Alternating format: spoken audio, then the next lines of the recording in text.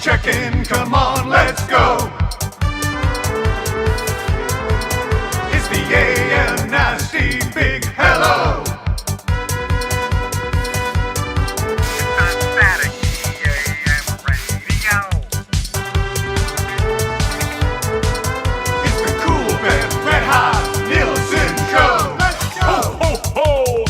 Merry Christmas!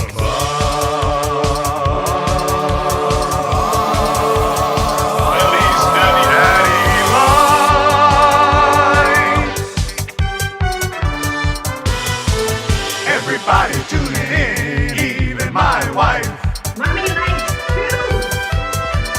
And those Macromala intros are cutting like a knife.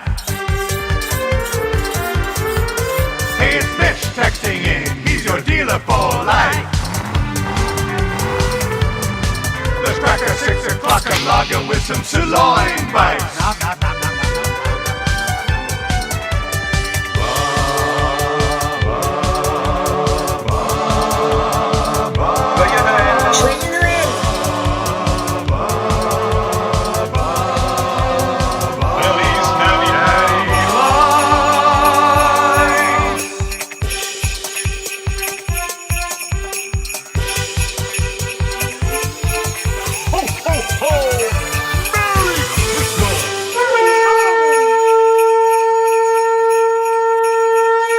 Monday morning with the Nielsen Show. What's up, everybody? Thank you very much for being here. Dusty and Lieutenant Eric with you as we start Tis the Week before Christmas. How's the weekend, buddy?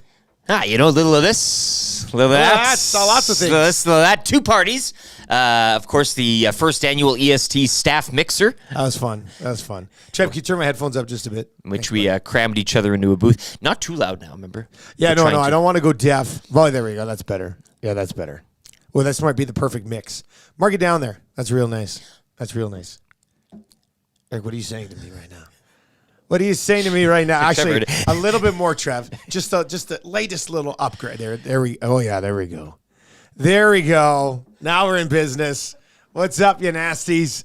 Thank you very much for being here. Dusty and Lieutenant Eric coming at you from the Popeyes Louisiana Kitchen Studio. 5 flavors of wings. It's all the rage right now. Got to get your hands on these wings at Popeyes because they're delicious. Get a box, shove them in a stocking. I was going to say, too, another weekend, another shutout in the NFL, as is tradition now. Well, who got shut out this week? Jets. Yeah, the Jets did get shut out. It wasn't one of those low-scoring shutouts. It doesn't even get you off your seat anymore. Doesn't even get you off your seat anymore, right? I should have known that one. The 9-7 Panthers over the Falcons, right? I mean, we'll dice up the NFL weekend, I think, today. Hey, today's your day to... Huss and I were on the Jets plus 9.5.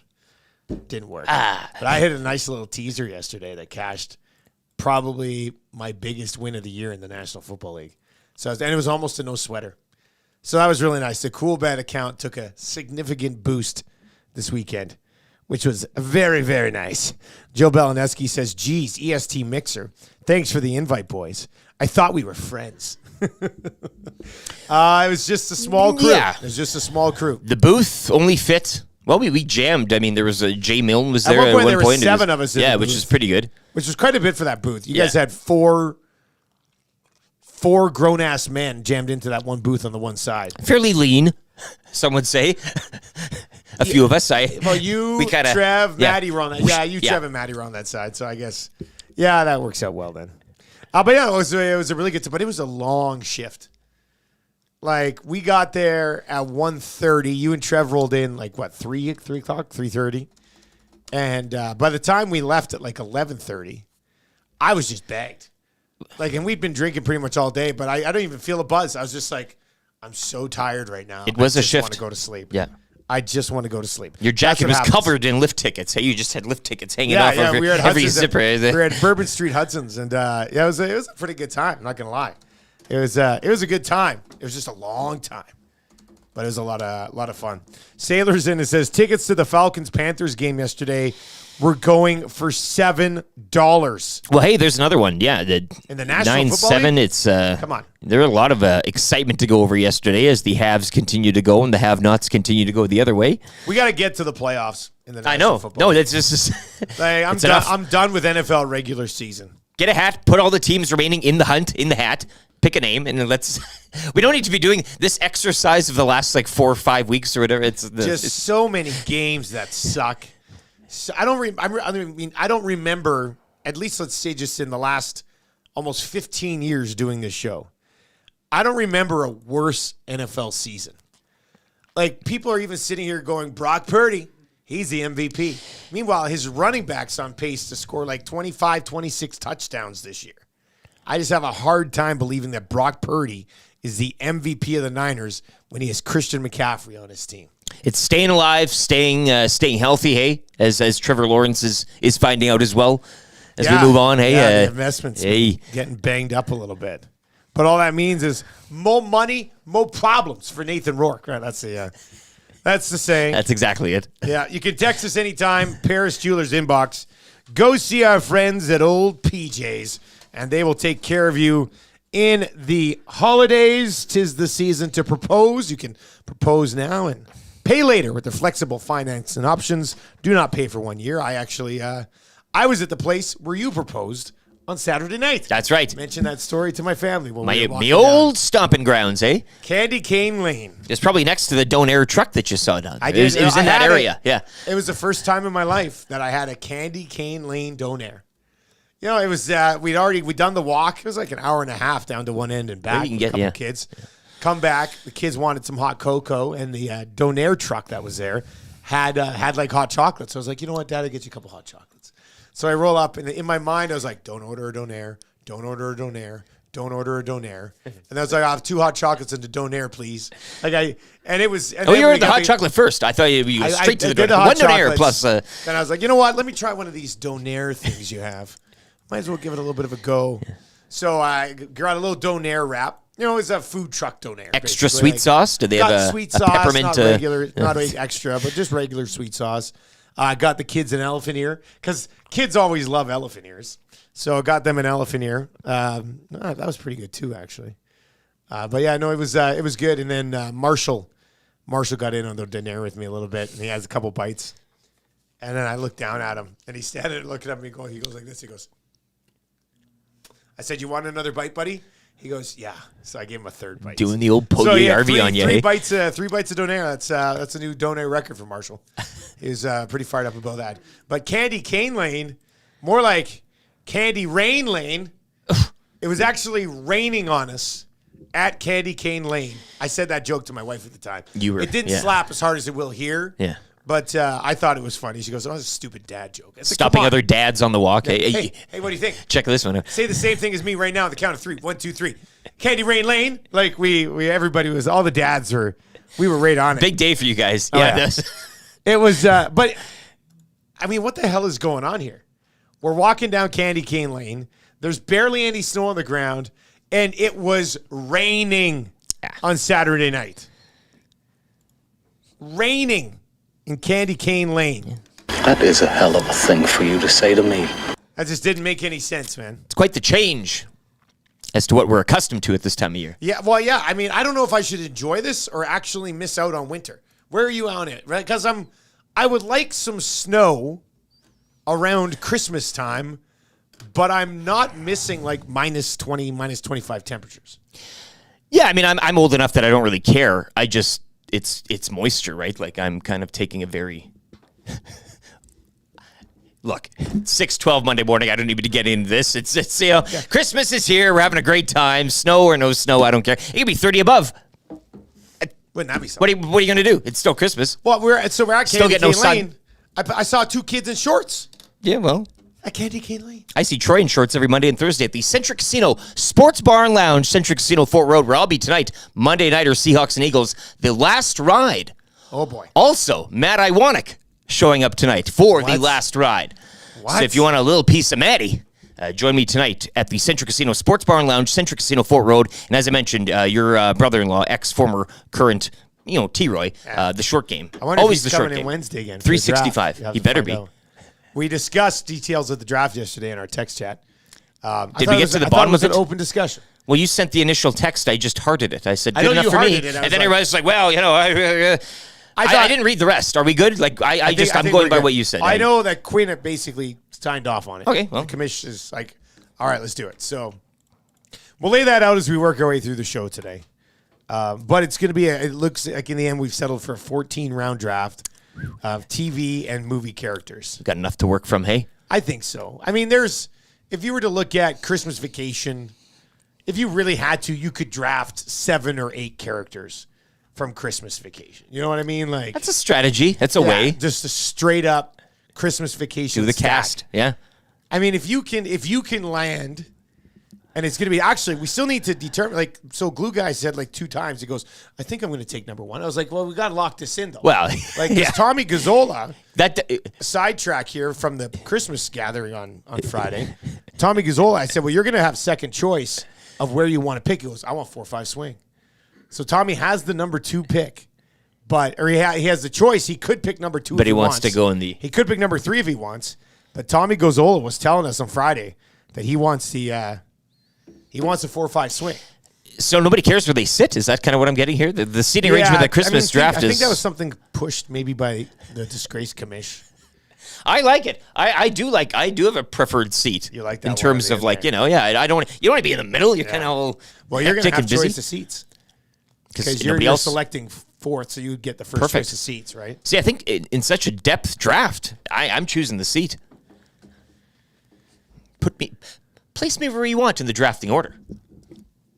I know. Yeah, which well, seat I don't know going what for. I'm going to do yet. If Jay and Tommy do lock in 1 in the 4-5 swing, am I going 2 or am I going 3? You can't go. Three is a think dead man's. No, not when Tommy's You in wanna the be around 4-5 swing. When Tommy's in the 4-5 swing, the 3-hole is live. Now we're talking. Because it's basically a swing yourself. Because Yeah. Tommy always takes 2 off the board picks.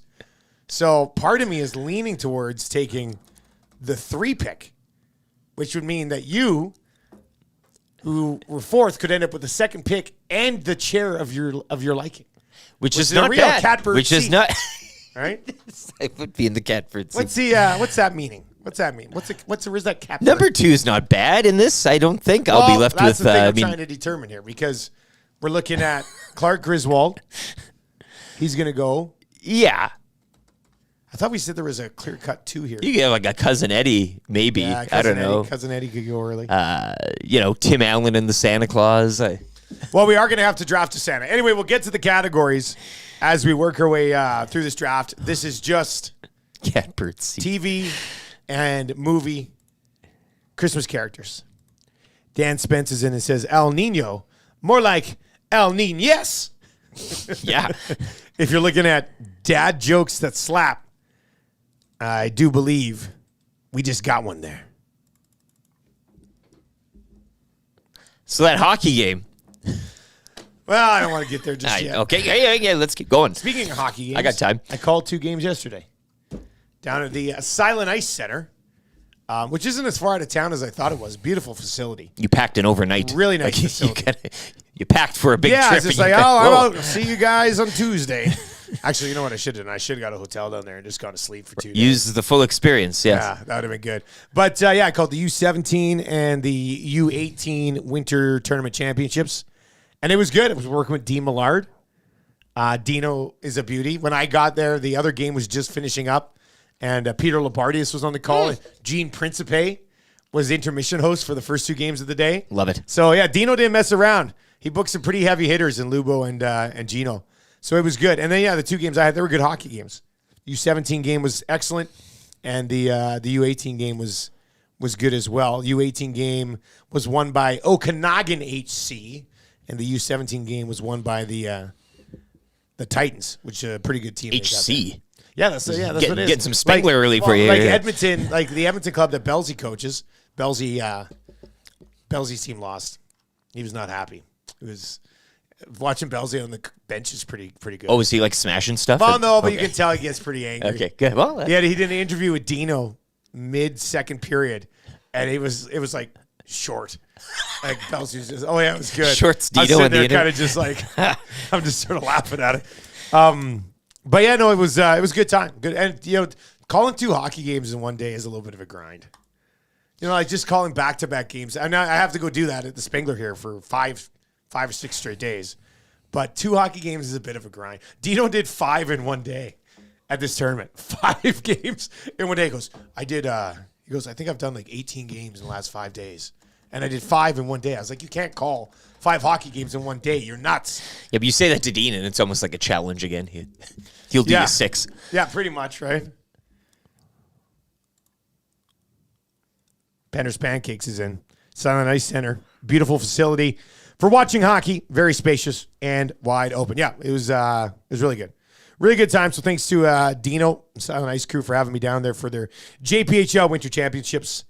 'Twas a lot of fun. I like to mix "twas" into a lot of my language. Well, it's the season during now. the You can season. Yeah, I really do. 'Twas Candy Cane Rain as you chump down on your donair. Candy Rain Lane. Candy Rain Lane. I tried it both Candy ways. Rain. Yeah, you've done this. I You did. workshopped it. I went over. I workshopped it in my head a few times as I was walking. Want to down get it right? there, Yeah. And I was thinking Candy Cane Rain. Enough time to or get it right. Candy Rain Lane. And I think Candy Rain Lane really works. So that's what I decided to go to. Henceforth, yeah. Well, there it is. What time is it? 6:19. We've got a Draisaitl trade proposal Hey, trickling into the nasty chat this morning.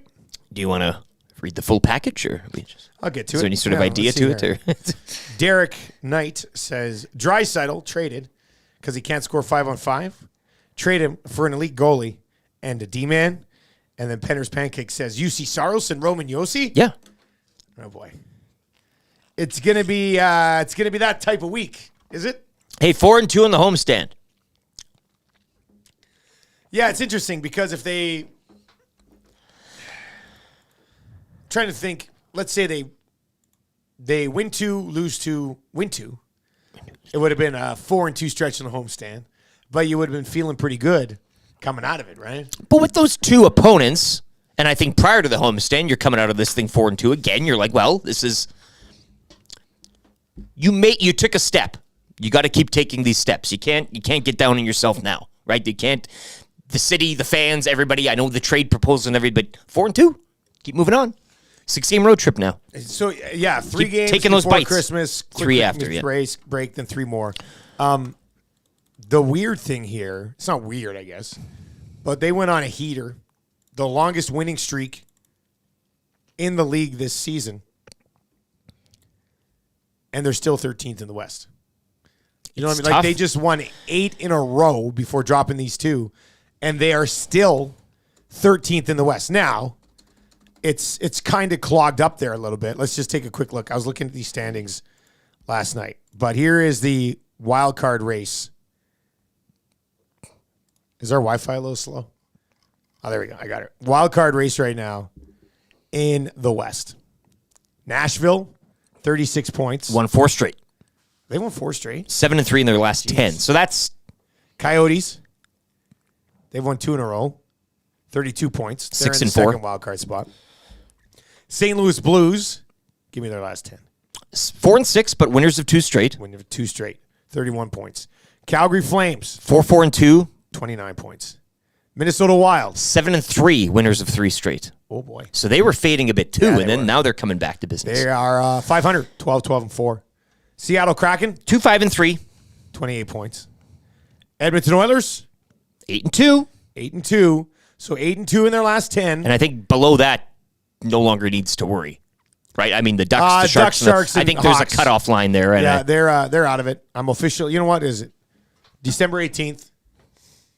Wow. I don't know if anybody around the league is going to have the balls to do this, but I'm officially eliminating Anaheim, San Jose, and Chicago from the playoffs. Their season is over. They've wasted Bedard. Sharks still can't get their thing on track, and the coaching change obviously doesn't work for the Ducks. Ducks 5 back of the Oilers. Oilers have 2 games in hand this morning. So All 3 of those teams, we don't have to talk about them anymore. No. It's like they don't exist. The Ducks, Sharks, and Hawks are dead to us for the rest of the season, which technically means the Oilers are dead last in the West because we've eliminated the other 3 teams. yeah, well, in the wild card hunt, let's say. Goals for, 97. Goals against, 97 for the Edmonton Oilers. 1 game under 500, 13, 14, and 1. So, like, imagine if they didn't have this 8-game heater. You know what I mean? Like, they won 8 in a row, dropped a couple, but they're still sitting in 13th in the West. If they didn't have the 8-gamer, I mean, If you went 500, they would be down where the Ducks are still. So, there's a lot of ground to make up, man. It's just that simple. This one is in. Nothing like a Draisaitl trade proposal to kind of kick off a show on a Monday morning. You Start know? strong. Yeah, we can always... Come out with a bang here. Come out with a bang. Do Oilers fans ignore the standings when making Saros and Yossi trade proposals? You're asking another team to quit on their season and give up two of their best players. Y'all are delusional. Well, it's for Draisaitl, though, right? Like, if the package is right. Look, No, but that ain't happening. Last week, you identified 5 goalies maybe on one hand, maybe with even a few fingers to spare. The likelihood of getting any of those guys was out of sight, and you think you're going to get a guy Zero that's leading chance. a team in a wild card chase right now? no chance. None. At all. Whatsoever. We will get into that game against Florida. Now, the Oilers do have some games in hand on these teams, but you know what you have to do with them? You have to win the games in hand, or they don't matter. So we'll see where they come out. 6 games away from home to get it done. I know everybody wanting to trade for a goalie after the last 2 games. I'm not hanging Saturday on Pickard, though. I mean, the team in front of them kind of went back to their old ways, surrendering some pretty damn good looks. Worst game of that home, No, not even close. Getting goalied against, we're going to say it. I mean, Vasilevsky played a hell of a game, and nothing against Bobrovsky, but I think you could credit more Andrei Vasilevsky with the performance Thursday than Bobrovsky on Saturday. But I don't know, running out of gas on home ice, kind of getting a little tired, getting a little fat and happy with yourselves, or Yeah, I don't know how to explain what happened against the Panthers. Guys, it's also frustrating because for 8 games, we had no reason to think they'd lose the next one. Now for 2 games, we once again have plenty of reasons to believe they'll need to work insanely hard to even get into the playoffs. What do you think of Ranta being waived? Worth a look for a better backup, Kootenay Randy. He's already cleared, Yeah, right? He cleared yesterday. cleared yesterday. So, might have been worth a look. 1-year deal. Does- Affordable, yeah. but It's kind of the nobody Halak claimed talk all over again. You Yeah, know? Antti-Ranta cleared waivers, and the Oilers will stick with what they have for now. But if you thought it was, a play, I'm sure they had to discuss that, right? Like, there's no way you couldn't have discussed. I have not watched Antti-Ranta this year. I don't know if he is completely fallen apart. So I don't have a hot take on, oh my God, they made a major mistake by not claiming Antti-Ranta when everybody else in the league also didn't claim him. And it sounds as much. But they would have had to have a discussion. I think any time a goaltender of any type becomes available in any way, the Oilers certainly have to discuss. I think Waddell had like a good talk with Ranta, telling him what he needs to do in Chicago. Like it's one of those things where it's like, we believe in you, son. Come back stronger when you're finished. Like there's still a bit of a plan in place there, but Well, Carolina, look, man, it's the same. They gotta get some help. It's the Eastern Oilers really Yeah. in that regard, and they need help there as well. Yeah. 100%. Not sure where I feel about the line combinations being mixed up here a bit. We're gonna get into that as we work our way through the show. I'm not sure now is the time to break up McDavid, Hyman, and Nuge. I know, like, the only reason they're breaking up McDavid, Hyman, and Nuge is because Leon Draisaitl cannot produce 5-on-5 right now. Robbing Connor to pay Leon. I would have left those other guys together and just straight up force that middle 6 to get their you-know-what together. Middle 6 issue right now. Fair to say? Major middle 6 issue. Now you've robbed from arguably the best line in the National Hockey League for the last close to a month. And you've decided to split it up and put together a line that I don't even like anyway. Nuge with Draisaitl and Fogle at practice yesterday. Kane back up with McDavid and Hyman. Don't like it. McDavid between Hyman and Kane, Draisaitl with Fogle and Nuge, McLeod between Brown and Matthias Janmark, a line where goals go to die, and then Hamlin between Gagne and Adam Ernie. Derek Ryan did not skate yesterday. Blue line would obviously stay the same here, but the one thing that you've had going for you during that winning streak was the McDavid, Hyman, Nuge line, and I would have sat down and had a discussion with Leon Draisaitl and said, hey, dude, you're paid a lot of money to be one of the best players in the league. You and Evander Kane go get something done together. And they haven't been able to get it done. So, I don't know. We'll see where that one comes out. Let's lay out the show for you today. We got a lot going on. Darren Dreger is going to be by today. 6 o'clock hour, we still got halfway to go. Lieutenant Eric's 12 Days of Christmas. We have a new Christmas jingle. Like the song, we've got an extended version of the song. It's a little slower paced. I think you have some more time to have fun with It's like the old one I used to. We're going back. Yeah, good. We're going back, baby. We like that. We like that. That's coming up. Good, bad, and ugly from the weekend. Still to come as well. We will have Dregs just after 7 o'clock. Cool Bet hotline of the day today.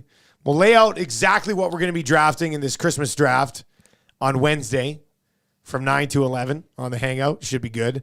Mike Tanier will be by around 7:40. Kind of easy trivia. 3 questions too many. Ryan Rishaug and the Got Your Back Monday Morning Mandate. And the wrap for William Huff. So we have a pretty jam-packed show for you this morning.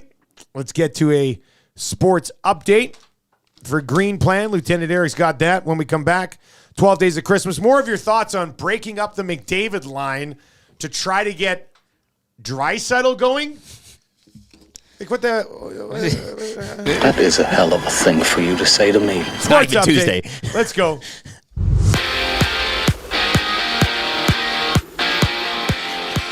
Baltimore Ravens improving to 11-3 and clinching a playoff spot with a 23-7 victory over the Jaguars. Loss drops the Jags to 8-6, while quarterback Trevor Lawrence was placed in concussion protocol following the loss. Week 15 wraps up tonight when the Eagles visit the Seahawks.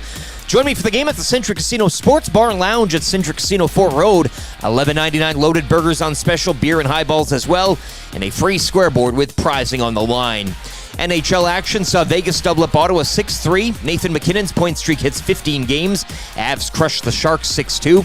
Brock Besser notched his league-leading 23rd. Canucks 4-3 over Chicago. Ducks 5-1 victors over the Devils, and the Capitals edge Carolina 2-1.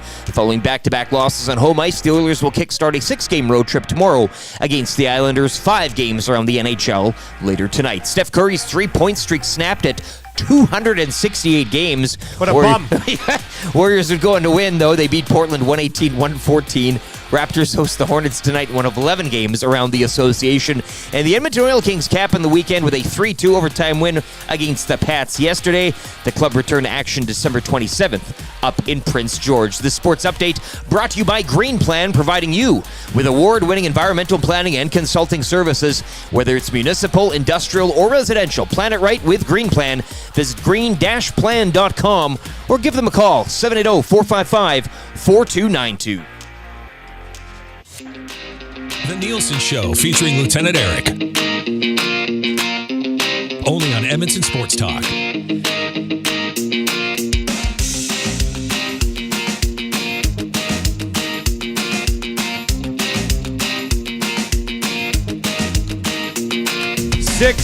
.32 on a Monday morning. Thank you very much for being here. Dusty and LTE with you.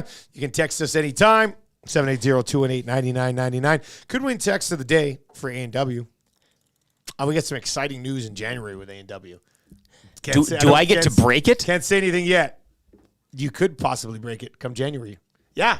I'm very excited. I won't be here to start January. Ooh. You will be. Well, I'll have to get you the MP3. MP3? It's an MP3. Yeah. Hot We dog. have a little audio clip we can play with A&W here moving forward, which I think is going to get people very excited. I'm excited about it. I told you guys on Friday. You're excited about it. Oh, yeah. Right? Right? Yeah, now I'm going to try not to give this away now. No, yeah, let it keep slip. it under wraps. I want to let it slip. It's been embargoed. Join me at the Centric Casino Sports Bar and Lounge tonight, and I might tell you. What? Wouldn't that be something? You know, in person, I guess you could probably get away with that. It's a secret. I'll whisper it to you. So Derek in the Nasty Chat this morning is both a Flames and an Oilers fan. Here we go. That is a hell of a thing for you to say to us. He says, Oilers were number one for me from 1980 to 86. Then Mike Vernon turned me into a Flames fan in 86. What the hell? Who in the Derek, God love you for being here today, man. But I got to say, you are probably the only person in the province That's uttered that phrase. who bailed on the Oilers in 86 to join the Calgary Flames. Mike Vernon. We're talking middle of the dynasty here. Mike Vernon told him so. He goes, then I attended Sylvan Lake Goalie School in 87 and learned from Billy Ranford when he was 19. And then Ranford won the cup. So I guess he went back to being an Oilers. I just, man. And Atif is in there just giving it to him. Like Atif, old wheels, the man in the chair. Running over him and then coming back. Running him over He's again. all over him right now. See you tonight, Atif, at the Central Casino Sports Bar and Lounge. That is crazy that you would leave the Oilers in 86 as a teenager to go cheer for Mikey Vernon and the Flames. He's a provincialist. That's what he wants to see Alberta have success. That's what, yeah. okay. It's not a big fan base, but there are a few. Yeah. Huh. That's wild to me. Nutsy Nielsen, I've been preaching it for a while now. Kane, Draisaitl, Gagne. Keep the 97 line as is. Gagne outproducing Foegele and Janmark with fourth line minutes. Move him up. Talked about this, I think, on Two Guys and a Goalie. Two Guys and a Goalie on Thursday. Maybe it was Oil Stream on Friday. Either way, we discussed it. Like, the only reason you wouldn't want to bump Gagne up is because the fourth line's been playing really well. Mm-hmm. You know, it's that's what I say. We have a middle six issue, not the bottom. You don't want the middle six is the issue. Now you're robbing from Ernie to pay. Yeah. I would have liked to have seen Kane. I got time for Kane, Draisaitl, and Gagne for sure. But if you're going to leave Gagne in the fourth line to not disrupt anything, then I think I would have preferred to have seen Kane, Draisaitl, and Janmark together, and then throw Foegele with McLeod and Brown. And if they're not going, you limit their minutes. As my grandma used to say, tough titty. Tough tit. Yeah. Play better. That was one of her great lines I remember as a child. Yeah, you want to be in the catbird seat, you got to perform, right? Yeah. She would say to you. Oh, you don't like how your game's going? Tough titty. That's what she would say. Anybody else's grandma use the phrase tough titty, or is that just mine? That's gonna be a thing on the show now, I think. Having a problem?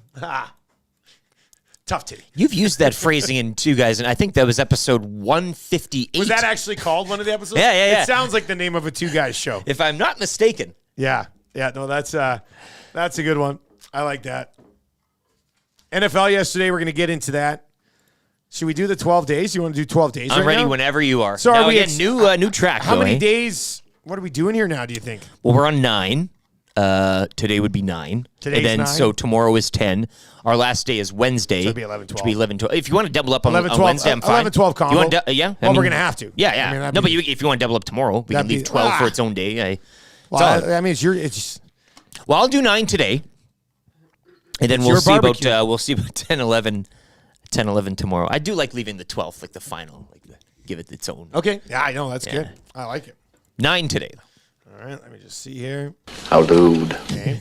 Now this is an adjusted song. Yes. So it would sound a little bit like this. That's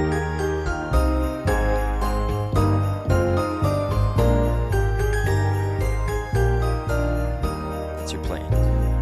Yeah, so Okay. All right. So you got a little play in. we're back now. Beautiful. Yeah. Got it like this. All right. Ready to go? I think so. From A&W. Yeah. You guys. Whew, I got 2 things to do here. Very nervous. All right. Lieutenant Eric's 12 Days of Christmas. Day number 8. Yes. Day number 8. Here we go. 9. 9. Day number 9. Hold on. 9. Sorry, Dad. Throw you off. Day 9. Here we go.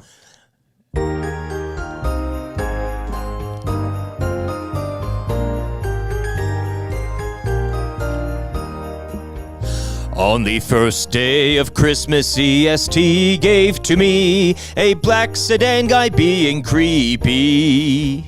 On the second day of Christmas, EST gave to me 2 Tombstone Tuesdays, and a black sedan guy being creepy. On the 3rd day of Christmas, EST gave to me 3 spa dates, 2 Tombstone Tuesdays, and a black sedan guy being creepy. On the 4th day of Christmas, EST gave to me 4 tomato aspects, 3 spa dates, 2 Tombstone Tuesdays, and a black sedan guy being creepy. On the 5th day of Christmas, EST gave to me 5 cafe lattes, 4 tomato aspects, 3 spa days, 2 Tombstone Tuesdays, and a black sedan guy being creepy. On the 6th day of Christmas, EST gave to me 6 alley cats, 5 cafe lattes, 4 tomato aspects, 3 spa days, 2 Tombstone Tuesdays, and a black sedan guy being creepy. On the 7th day of Christmas, EST gave to me 7 sirloin bites, 6 alley cats, 5 cafe lattes, 4 tomato aspects, 3 spa days, 2 Tombstone Tuesdays, and a black sedan guy being creepy. On the 8th day of Christmas, EST gave to me 8 hockey specials, 7 sirloin bites, 6 alley cats, 5 cafe lattes, 4 tomato aspects, 3 spa days, 2 Tombstone Tuesdays, and a black sedan guy being creepy.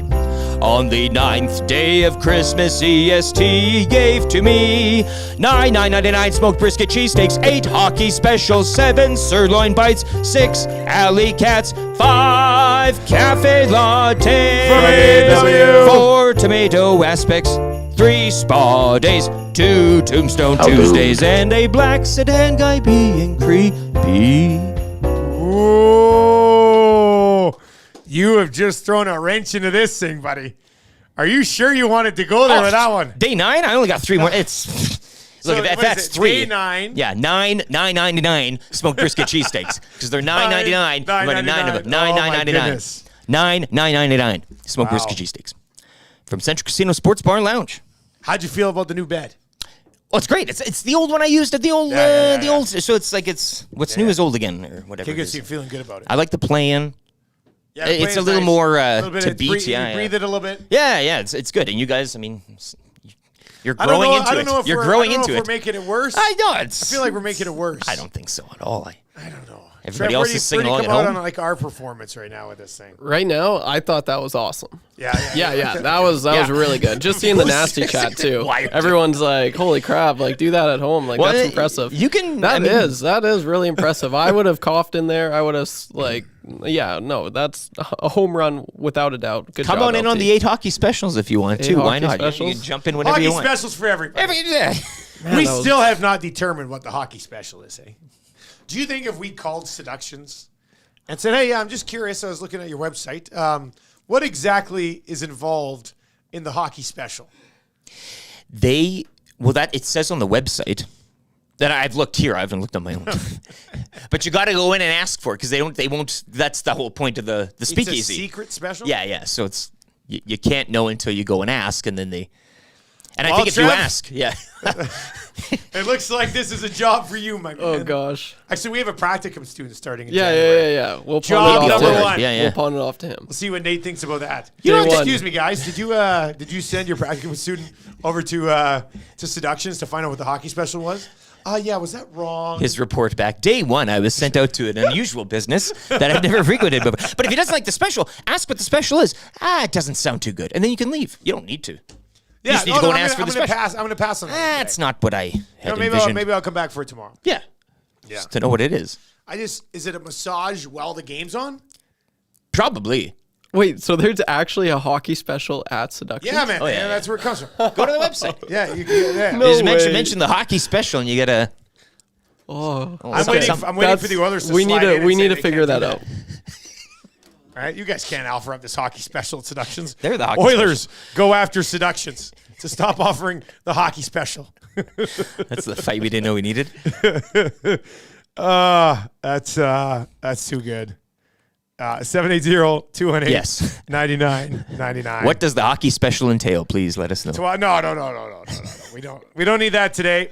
It's Christmas season. It's probably time to move along here. We'll get to your good, bad, and ugly from the weekend for sure. That's coming up before 7 o'clock. Darren Dreger just after 7 o'clock. Oilers have dropped 2 in a row, and people are trading Draisaitl in the nasty chat today. Pound that Paris Jewelers inbox. Could be how you win. Text of the day for A&W, where they have 2 Mama Burgers on special for also $9.99 in the month of December. All right, so an interesting day. A huge win for your Buffalo Bills yesterday, buddy. Without a doubt. Never in doubt. I liked them on the Lock Shop Sunday on Friday. I loved the Bills in that game. Just weeks back when I saw this, and everybody was like, "Oh, the Bills, now they got to go and now they got to win out. They got to beat teams like the Chargers and who else we got? Oh, the Cowboys and the Chiefs. Oh, it's going to be tough for them." That game against Philly was something, and again, how it ended, you're but they go to beat the Chiefs, a team they're designed to beat, and then the Cowboys going to Buffalo this late in the season. I don't know why everybody was stressing out. I saw this 5 weeks ago. I said, this is the best. This is the best. And in flowers for Dak. I understand that they can look really good at times. Dak at home is up here, though. Oh, no, sure. Dak on the road is over here. No, and that's why you can never really take them seriously, and they can do a lot of good stuff during a regular season. But, yeah, Cowboys going to Buffalo at this stage of the year, I was feeling pretty confident. Now, I wasn't maybe feeling 31-10 confident, but here we are, another Bills win, and they remain in the hunt, chasing down the Bengals and the Browns of the world. But, you take it and you move on. Bills at Chargers Saturday, December 23rd. They then have a home game against the Patriots, and to finish things up, January 7th down in Miami. So, however this thing ends, I'm liking the fight they're putting up near the end of the season, and you can look back and say what could have been, but no, you just got to close your eyes and go and hope for the best right now.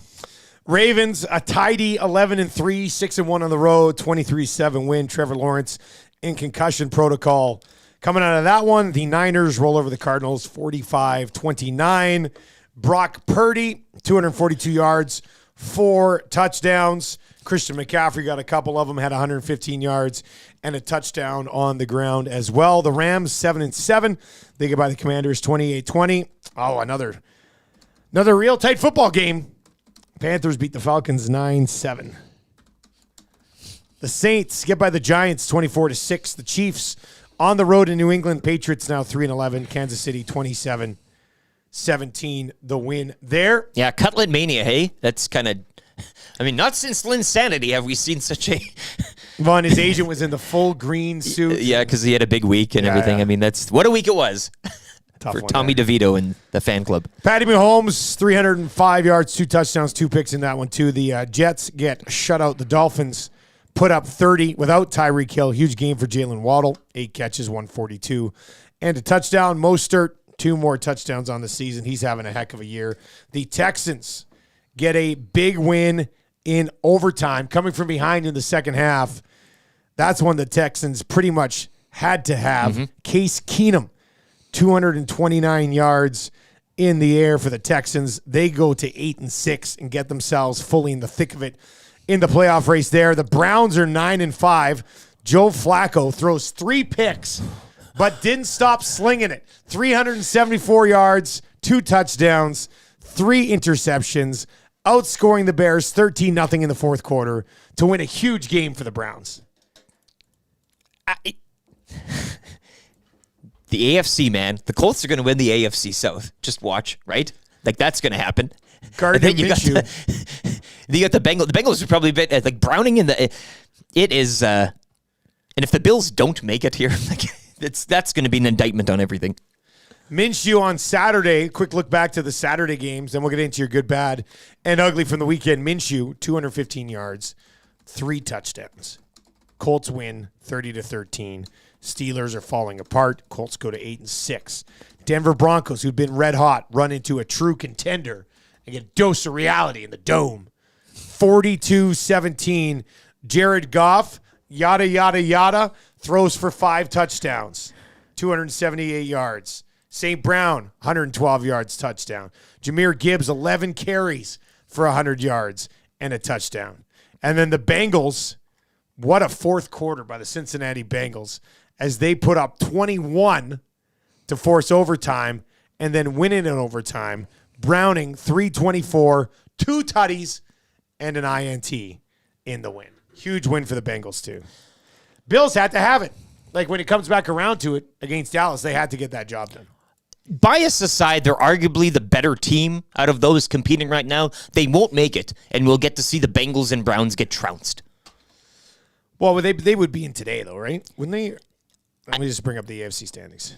They will need to, well, today maybe, but like going forward and winning out and having to do all of that, I just, like even that Dolphin, the Bills will win and then they'll lose to the Dolphins, and then Miami will eliminate them from any sort of contention, and then we'll get to see Browning, we'll get to see Flacco, and we'll get to see the rest. Yeah, I can just smell it.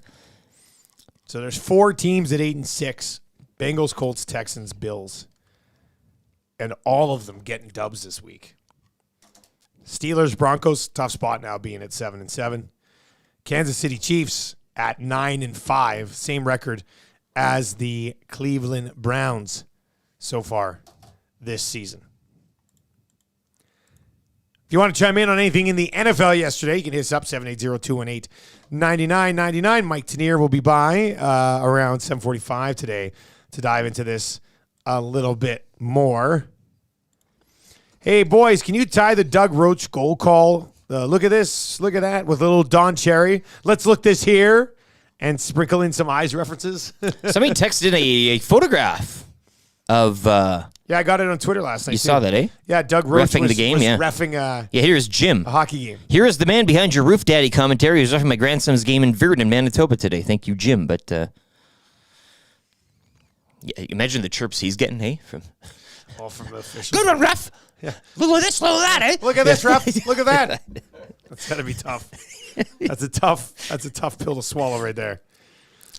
Jason Leduc says, hey, guys, can I get a conch for my sister-in-law, Jessica, and her women's dodgeball team?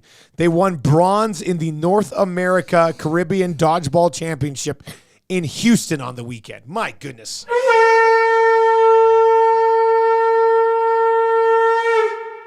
How about that? I know we all play sports as children, and it like you grow up and you can play it professionally. Dodgeball still seems like just like a really fun game. You know, like it's something you would play in gym class and everybody get excited about. And now you're going, to me it's just a different vibe than hockey or basketball. Like dodgeball was like the treat in gym class. You know what I mean? And they're still doing it, winning world championships. Taking on the continent, the Caribbean. Like, as you say, class to class, I mean, is one thing, but when you're taking on a continent and the Caribbean included, whatever this hemisphere is, they got it done. I tip my hat to you. Yeah, pretty impressive. So a conch to sister-in-law of Jason in Leduc. When was the last time you legit played a game of dodgeball? Grade. Yeah, that's the thing. Yeah, 7, probably 6. I think we played a little bit in junior high. Don't remember playing in high school. No. High school eliminated those. No, but in junior high, like grades 8, 9, 10. I wish I would have known, though. You know, I wish when I was 15, somebody would have told me, hey, Dusty, this is the last game of dodgeball you're ever going to play. You know? You never know, hey? You never know when you're exiting the court for that final. Farewell, you know? Like, Trev, don't you do, didn't you play dodgeball like a month ago? Yeah, it was right around a month ago. It was the last time I played. Really? Yeah, it was great. We won. I got player of the match. So what? You got player of the match? You never even told us about this. Yeah. He threw me a sucker. That was I'm like, oh, wow, thanks. I was like, thanks, ref. Yeah. So is that because of your throwing or your dodging? I think a little bit of both. I got a few people out. Sportsmanship. And I caught a few balls, so... And I was ducking, dipping, dodging, diving, whatever they all are. The 5 Ds. Dodge a wrench. You can dodge a ball. Dodge a ball. Tube Sock says, played dodgeball in our adult sport and rec league about 5 years ago. Entirely different experience. Yeah, I feel it would as... This is semi-pro, though, hey? Like you could...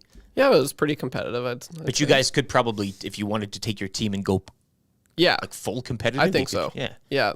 There's also a tournament back home in Medicine Hat that it was like a yearly thing that we'd all do. I'd get some buddies and we'd just get crushed though. Like there's some seriously good dodgeball players, if you will. I try to win the whole thing by only catching.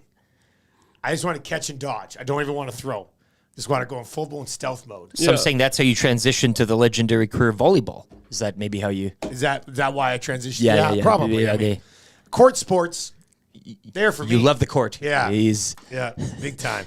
Anyway, I found that interesting. Like, I like the idea of watching adults play dodgeball, right? Because when you're kids, you can barely even hold the ball properly to throw. You can't really get a lot of oomph. We'll get a lot of torque on that thing, yeah. Yeah. God, that's real nice. And some of the trick shots they're pulling off these days, I mean... Huh. Normology's in and says dodgeball tournament at Cowboys in 2006. Must have been the last play. This text is in. You see this one? I'm surprised my wife didn't know about the tournament in Houston. She's been dodging balls for years. Didn't put his name on that text. But he won. Yeah, it's a pretty good one. It's a pretty good one. I'm gonna throw it in the mix here for text of the day. Let's get into our good, bad, and ugly from the weekend. Rick, where are you going for your good, man? I'm going to go locally here, sticking on the ice. Joe Aginla, remember that name, scoring his first WHL goal for your Edmonton Oil Kings in yesterday's overtime win against the Pats, I do believe. And so, yeah, I mean, it's a good story. I mean, we all know Joe Aginla. You say that last name, and it says... You know where that's coming from, but Joe Aginla scoring to tie things up yesterday at 2. The Oil Kings would go on to win in overtime over the Regina Pats heading into the Christmas break. Of course, not the biggest year for the Oil Kings, a year of transition, but they'll be back in action post-Christmas break, December 27th, up in Prince George. But Joe Aginla gets my good, his first WHL goal. A nice memory for him. You tape the puck, you get the picture, you move on. And prior to the Christmas season. That's great cheer to have, to be taking home. Yeah, it's real nice, isn't it? It's good. My good from the weekend, I'm just going to go back. I'm just going to go back to that Silent Ice Center down just north of Nisku. That's a beautiful facility, man. Like for junior hockey players, we're talking like 13, 14, 15, 16-year-olds. Amazing facility. From a parent's perspective, it's got to be out. They got this lounge up top between the two rinks. And it's not like now you're talking. It's not like you go to like a soccer center and there's like you can get a coffee and sit in a chair. Like it's a full blown pub in the middle of these two rinks. So it's extremely well done. That is a good hockey viewing experience, no doubt about that. Bad from the weekend.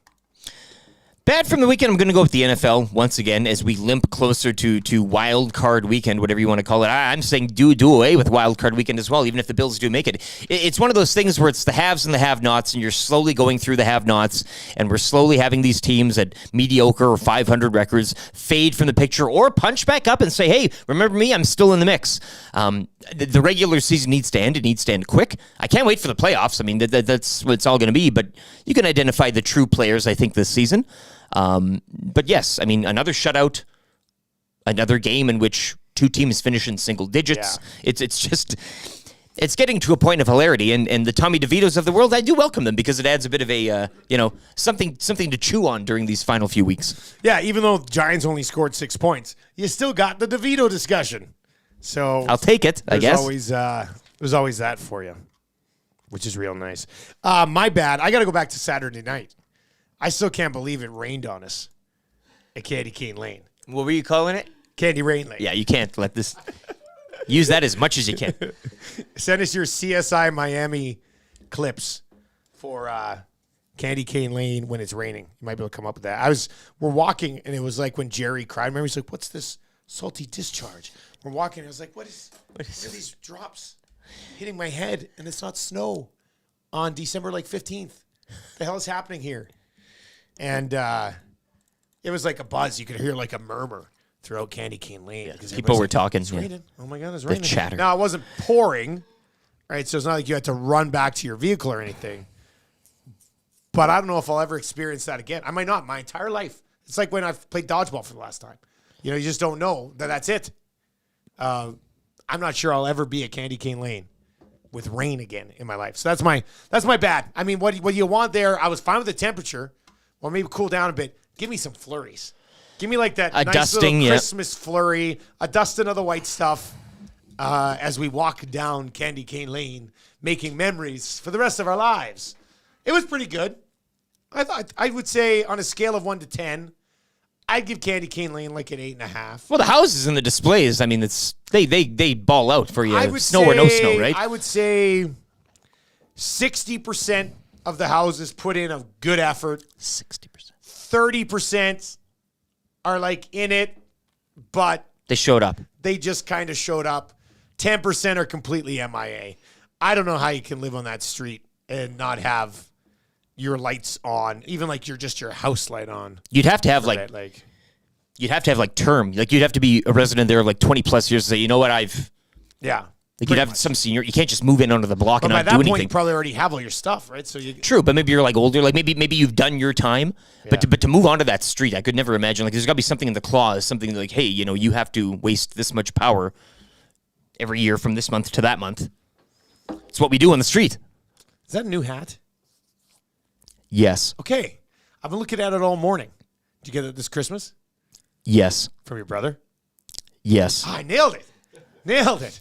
Nice. Saskatoon berries, baby. That's a great looking lid. Not bad. I love it. Got a couple hats. I'll wear the other one tomorrow, so beautiful. stay tuned. Beautiful. Yeah. All right. What's your ugly from the weekend? Oilers.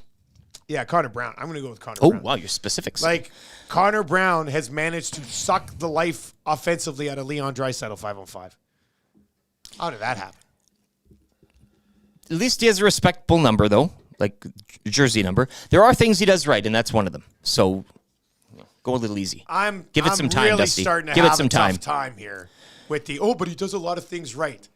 I don't know. Last time I checked, in the National Hockey League, you have to contribute something offensively. So enough of the If you're he forward, does this, he does that. He's literally played basically his entire season in the top 6 with McDavid or Draisaitl and has a point. So I think we're beyond that point for now. If they had other bodies around, I'd scratch them. Give me Ratty. You might find him when you go to Spengler. Bring him back. We can play the song again. I'll bring somebody back from Spengler. I'm sure you could find somebody that Yeah. could. Oh, totally not related, but special guest on the show tomorrow.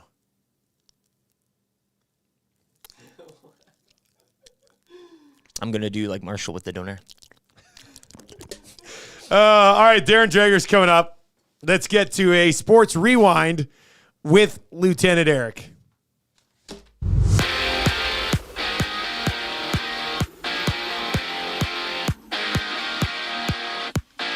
Sunday nighter saw Baltimore clinch a playoff spot. They improved to 11-3 with a 23-7 win over the Jacksonville Jaguars. Loss drops the Jags to 8-6. Quarterback Trevor Lawrence also placed in concussion protocol following the loss. Week 15 wraps up tonight. It's the Eagles visiting the Seahawks.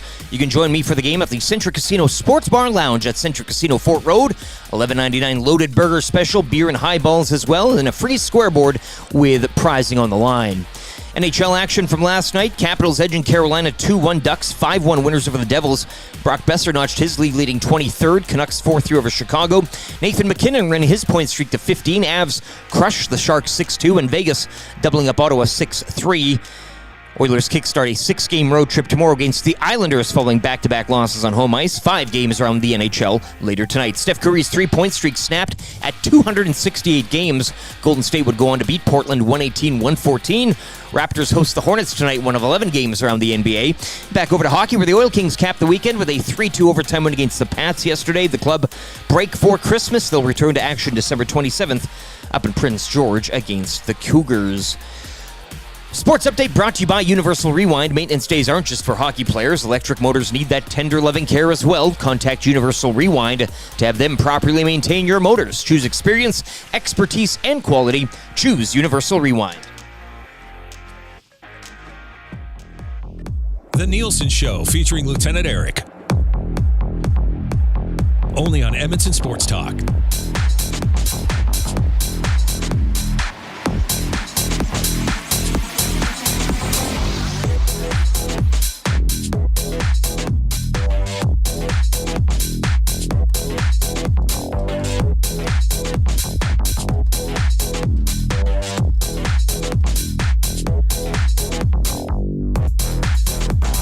7:03 on the Nielsen Show. Thank you very much for being here. Dusty and Lieutenant Eric with you. You can text us anytime in the Paris Jewelers inbox, 780-218-9999, 780-218-9999. And we will get to a few more of those text messages as we work our way through the show. This text is in. It says, Dusty, how could you not mention Bruce Boudreau as the head coach for Canada at the Spengler Cup? Maybe some filthy Bruce, but a Canadian team spin. Love the show. Thank you, Rob the Plumber. Yeah, how could you not? Yeah. Yeah. We mentioned it a few times. I'm planning on spending Christmas Day and New Year's Eve with Filthy Bruce. In his hotel room. His chalet. I just cannot wait. I have to make it happen, but I got to drop the video where I start on a one shot of me and I'm like, oh, check it out, what beautiful Davos, and then kind of just pan down and there's Bruce just tucked right in my arm over here. That'd be pretty incredible. You two in a hot tub, stuff. Shaped as a heart. I want the whole. Like, you can go on and think about things the two of you can get up to over there. I would take it. Oh no, I would take it. Absolute. That would be. I mean, let's be honest. Spending New Year's Eve in a hot tub in Davos with Bruce Boudreau would pretty much be like my bucket list item. I don't know how it gets any better. Yeah. You name it. Spending New Year's Eve at home with your family, or spending New Year's in a hot tub with just you and Bruce Boudreau. That's the one I'll take. 780-218-9999, 780-218-9999. Lots of text messages on Connor Brown and his inability to produce anything, which at this point, I mean, I know he hadn't played in a year, but considering the spots that he's been put in 5-on-5, his lack of production is, it's got to be surprising for everybody involved. I mean, obviously himself mostly, but it's been a little bit of buzzkill in that middle six. There's no doubt about that one. There was a bit of a buyer beware. Well, yeah, I mean, fair enough. That's a fair take. Yeah. They hoped it would work out. You hope, yeah. It hasn't yet. No. You still see some support for him in the second half of the season. But your thoughts, hit us up, Nasty Chat, or at 780-218-9999. Our first guest of the day, Darren Dreger, brought to you by Pro-Am Sports, your locally owned sports memorabilia and apparel specialists. Gift cards are available now, and they can be used in-store or online. And how about this? They never expire. Located in Edmonton, St. Albert Trail, 128th Ave, online at proamsports.ca. Tell them Dusty the Elf sent you. I guess I'm like Burgundy. I'll just read whatever's there. But apparently the cooks and boys at Pro-Am see me as an elf. So that's cool. Dusty the Elf tells you to go to Pro-Am. Let's bring in Darren Dreger this morning. Dregs, good morning. How you doing, man? I'm doing okay, but I'm just trying to visualize this. For anyone who hasn't met you or seen you in some way, shape, or form standing, you've probably been called a lot of things, but Dusty the Elf, nah, that doesn't quite compute. Sorry. Never heard it before. Never heard it before at all. At all. Okay, we got lots to get to. We're going to get to the Oilers here, obviously. Talk a little bit about Antti Raanta and what's going on with goaltenders essentially around the league as well. But we were just joking about it. I'm heading over to Spengler on Saturday. Bruce Boudreau has been named the head coach of that Canadian club. Kind of a cool experience for him at this stage of his career, isn't it? Yeah, it is. I mean, Bruce is always one that wants to stay involved. And, hit mute. He's probably at a place in his career where he knows it's unlikely he's getting back to the National Hockey League as a head coach. But that's not to say that he still doesn't have the juice, and he does have that. And that's why he was so emotional in the way things went down in Vancouver, because he could see that the end was near, not just with the Vancouver Canucks, but probably generally speaking. But Bruce has always done right by relationships and making sure that he really doesn't burn anybody on the way out. So if you're Scott Salmon, you're Hockey Canada, you're looking around. One thing that I do appreciate that Scott Salmon and Hockey Canada does, they make sure that they keep guys with a wealth of experience like Bruce Boudreau around, and they'll acknowledge and they'll give them an opportunity like this. No different than Claude Julien not long ago. I mean, why wouldn't you? You know that it's, you've been there, Dusty, a number of times now. it's an important tournament, but it's also got a little bit of a more laid back feel, right? So you've got to have the right group there, be it players or coaching staff and management. And it's also a stepping stone for management types, right? Cut your teeth a little bit on international hockey, and we'll see how things evolve moving forward. So I think that Bruce Boudreau is the right choice, given the experience of what many come to expect from the Spengler. Darren Dreger with us here on the Nielsen Show this morning. The Edmonton Oilers, and this is kind of a reality check of the spot that they put themselves in, because they win 8 in a row, they lose 2, and they still sit 13th in the Western Conference. You know, like it's not easy to climb up those standings, is it? No, and what are they now? 5 points out of a wild card spot, and at this stage of the regular season for the Oilers, for some teams anyway, you're not that far past the quarter mark, and already we're looking at games in hand and the importance of those games in hand when you're looking at the number of games the Arizona Coyotes have played and other teams around the Western Conference. It seems borderline absurd, but that's why it's so important, so valuable to get off to a good start in the first 15, 20 games of the regular season. Not to say you've got to run the table, but when teams ahead of you, teams that maybe you didn't expect, like Arizona, to get the start that they've enjoyed, well, all of a sudden now every point matters. So, yeah, you look at the good, if not the great, and the run that the Edmonton Oilers went on. But now all of a sudden you lose 2 in a row, and if 2 becomes 4 or 5, that market is going to get stirred up in a hurry, and the pressure is going to mount. And then we're going to look at, the productivity of Connor McDavid, and we're going to look at the goaltending of Skinner and company. We're going to look at the defensive lapses and the mistakes that are being made. So I don't expect that the Oilers are on the cusp here of going into another mega skid, but they've got to prevent that from happening. 2 games cannot turn into 4 or 5 losses. McDavid, Hyman, and Nugent Hopkins has been just an incredible line through this entire winning good streak. Yeah. Yesterday at practice, they had split them up. Nuge was with Draisaitl. Kane had moved up onto that top line.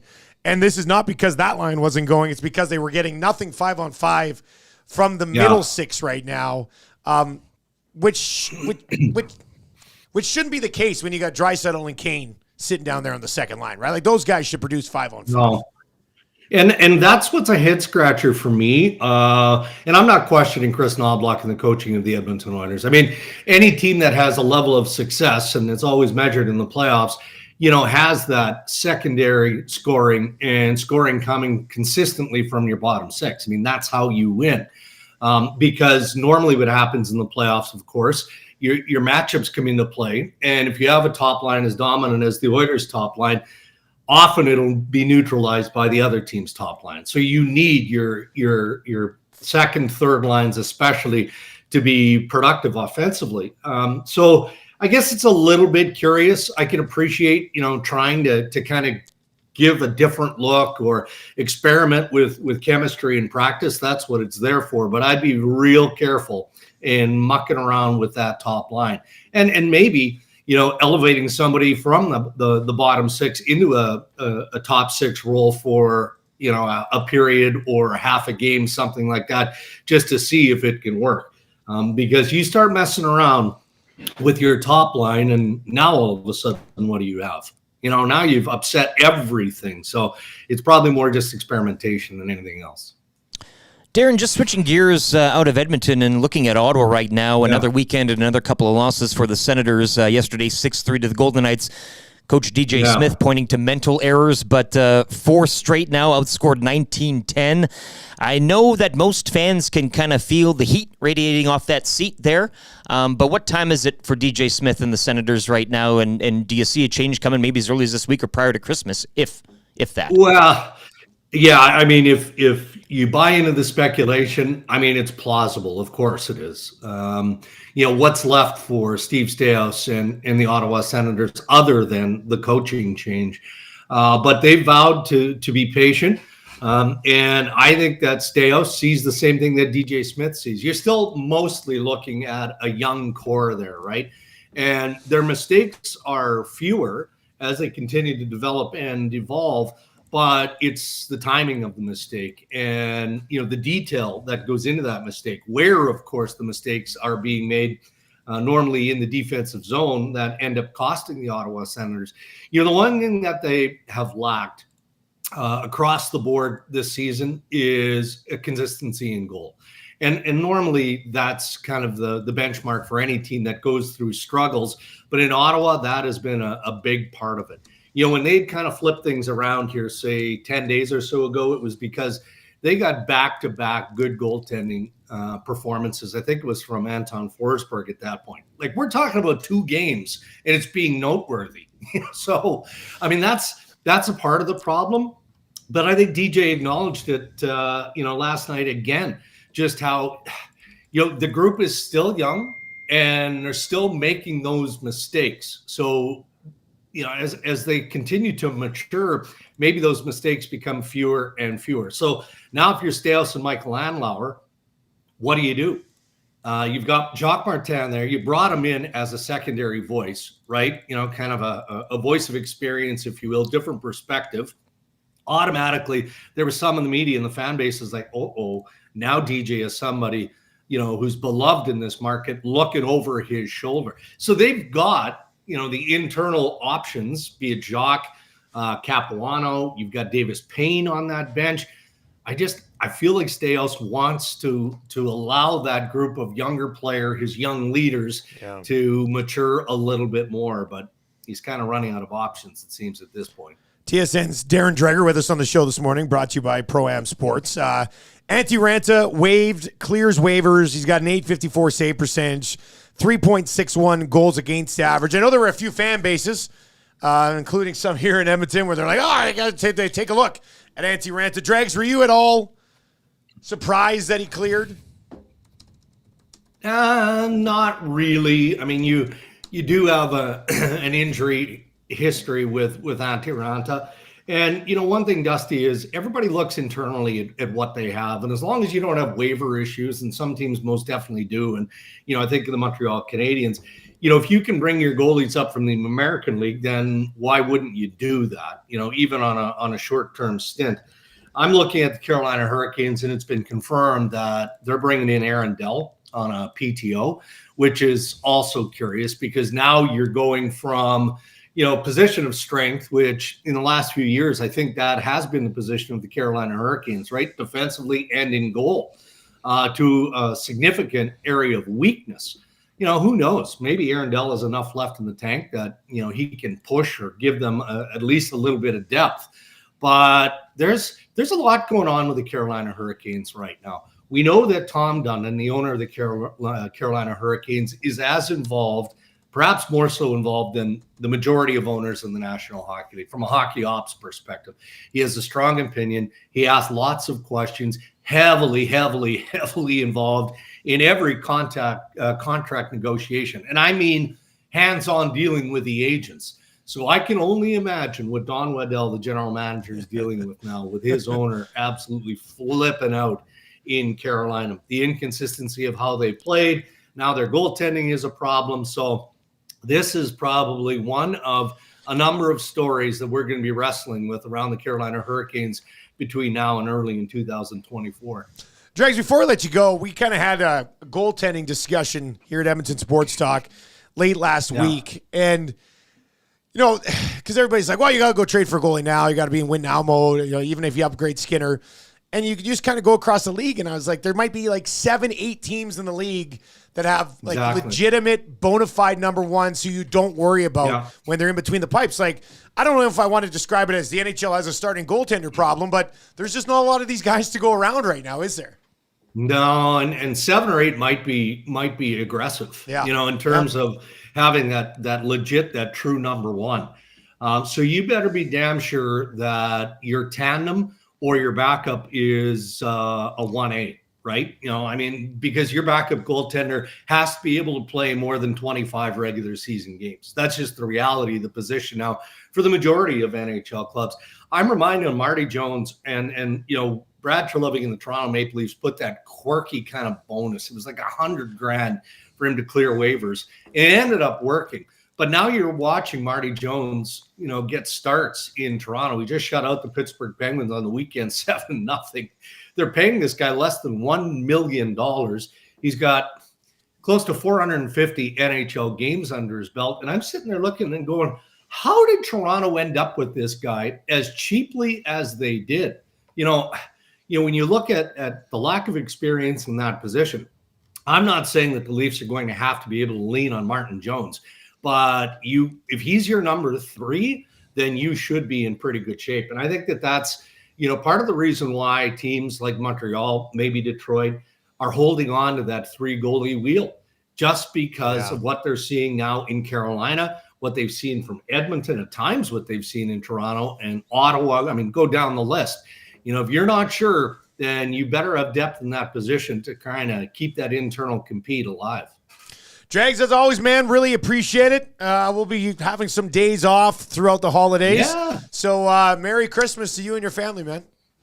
Yeah, same to you guys. Enjoy the holidays. Merry Christmas, Darren. Darren Dreger, Ray and Drags podcast, and of course, TSN Insider Trading. You can find everything he's got going on over there as well. It's an interesting conversation on the goaltenders, and Drags is brought to you by Pro-Am Sports, where in addition to the plug here about gift cards being available now, also, and I don't even know what this is. This is how insider it is. But an EST Insider Special. The Pro-Am boys have another unadvertised special going on right now, in-store only. I don't even know what it is. They didn't even tell the top elf. They're not even telling Dusty the elf. Like, you should be the one that actually knows. The top elf, you have to set things up, get things going. What if it's something I want to come by for? Yeah. Anyway, a real mystery here. This is great. And I know many of you are going to be so intrigued by it. You're going to be like, I got to go see the boys. It's the EST Insider Special, unadvertised and going on right now. Taking a page out of Seductions over there, hey? That's kind of the... I don't know what it is, but somebody slide on over and let me know. Find out what this is. Go in and tell them Dusty the Elf sent you, and they'll take care of you. Obviously going to be a busy couple of weeks at Pro-Am. But yeah, I like the idea of a Pro-Am gift card. I never even thought about that because I always just want to go in and buy everything that I want. But they're just going rogue on you now, hey? I know. Little this, little that. The Cooksons are sitting there just laughing. They're like, they're calling him Dusty the Elf, and he doesn't even know what the EC special is. Oh, man. That's tough. It's all Barry. That's tough. It's probably all Barry from the brain of Barry. Yeah, probably all that Barry's up to no good. Belineski says, stop the show. I'm out of coffee. All right, we'll just sit here, man. In this text, Oilers cannot compete without a good goalie. Wow. So, and then somebody... I'm sorry. I mean, of course. Taser with 3 Z's or Z's. Dust Lt, what you think about this trade from Hockey Right? I saw you this. saw that? Yeah. And it says Saros. I starts off with, I don't know. I read the first line. No, and I that read was it. enough for I me. read it. It's right here. I'm not afraid. Okay. I'm not afraid. I'll read trade proposals. I'll step up. What would it cost the Oilers? This is from Hockey Writers? Yeah. All right. UC Saros is in the 3rd season of his contract, which has a $5 million cap hit. The Oilers are tight for money, so they'd have to move a contract, Jack Campbell, to make the deal work, and would have to throw in a massive package that would make the Predators consider parting with him. Hypothetically, a deal of Xavier Bourgault, Carter Savoy, Philip Broberg, and 2 first-round draft picks, along with Campbell, should be something the Predators consider. And the Oilers should have no issue offering it. They need a goaltender now, so paying 3 prospects and 2 firsts should not be an issue if they want to contend this season. Once again, as we stated with Darren Dreger just moments ago, these goaltenders are impossible to find. Nashville is ahead of the Oilers in the standings. Why would they trade UC Saros? And don't tell me, well, they get Xavier Bourgault. Oh, awesome. Yeah, let's move a franchise goalie to get Xavier Bourgault and Carter Savoy and the D-man that looks like a bust and 2 first-rounders that are going to be later in the draft. Awesome deal for Nashville. Well, come on. I mean, if Nashville was where Anaheim is right now and had UC Saros and he was on a contract that was up here right away, then maybe you look at something like why would why are people expecting National Hockey League teams that are competing with the Oilers to just lay all their good stuff out and be like, hey, why did you take this guy? Give us that prospect that you probably thinks never going to play regularly for you, and 2 other maybes and a couple of late firsts. I'm sorry. It doesn't make sense. Selling high? It doesn't make sense. Right? Fires me up, man. So if the Preds, but you want the Preds to drop from contention now, so that the trade would be easier to the Preds are going to sit there in a playoff spot as of today, tops of the and wild go, you know what? We're done. We're just going to send Saros to Edmonton so they can catch us and become better than us. That's really a deal that gets made all the time. And actually, it'd be a great way to say goodbye to a fan favorite goaltender when you're leading a wild card race, and then to just dump him unceremoniously in the beginning or the middle of a season. I get it from an Oilers point of view, but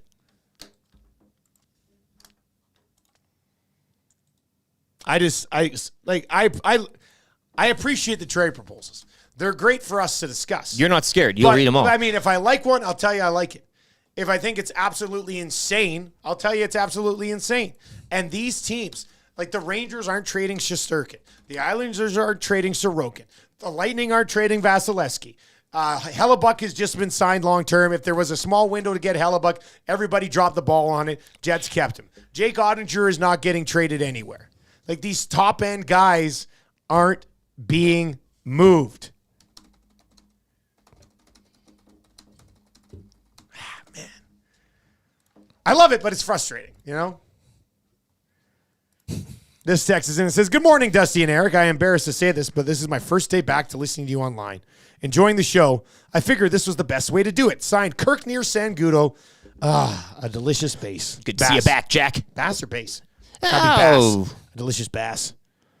Kirk, I mean, I can see why you're a little embarrassed. I'd be ashamed too.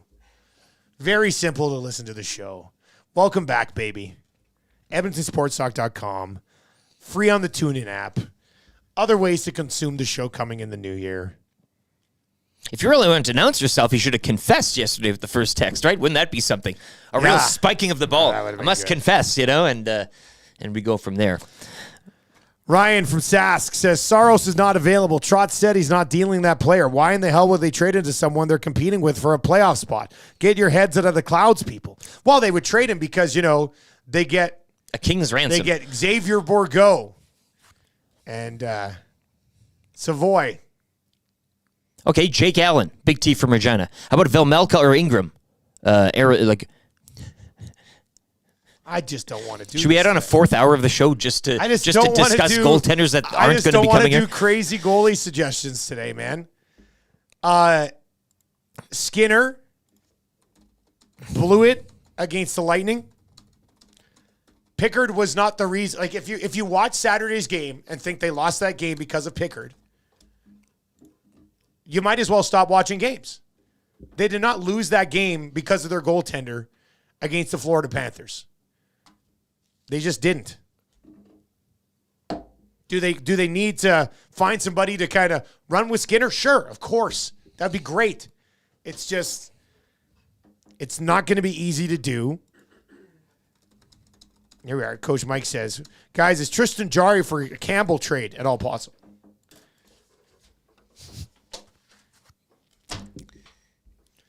Probably not. Yeah, great idea. Great idea. Should probably deal Jack Campbell for Tristan Jarry. If it's possible. Show your work, Coach Tristan Jarry Mike. is outscoring Connor Brown this season. My God. I don't. It's going to be tough. Guys, no goalie in the world can play behind this defense and have success. Well, except they can when the defense plays well. Like during the 8-game winning streak, they were scoring a ton of goals, but they weren't scoring 6 and allowing 4. They were scoring 5 and allowing less than 2, right? And the whole team was playing sound defensively. They got out of that against the Florida Panthers. They played well against Tampa. Probably should have won that game, except Skinner crapped the bed in the third period. So it's really been one bad game. I know it's been 2 losses, but it's been one bad game, and that one bad game actually wasn't on the goalies. People are getting fired up now. Brown, okay. Are you just doing this on purpose now, Doofishby?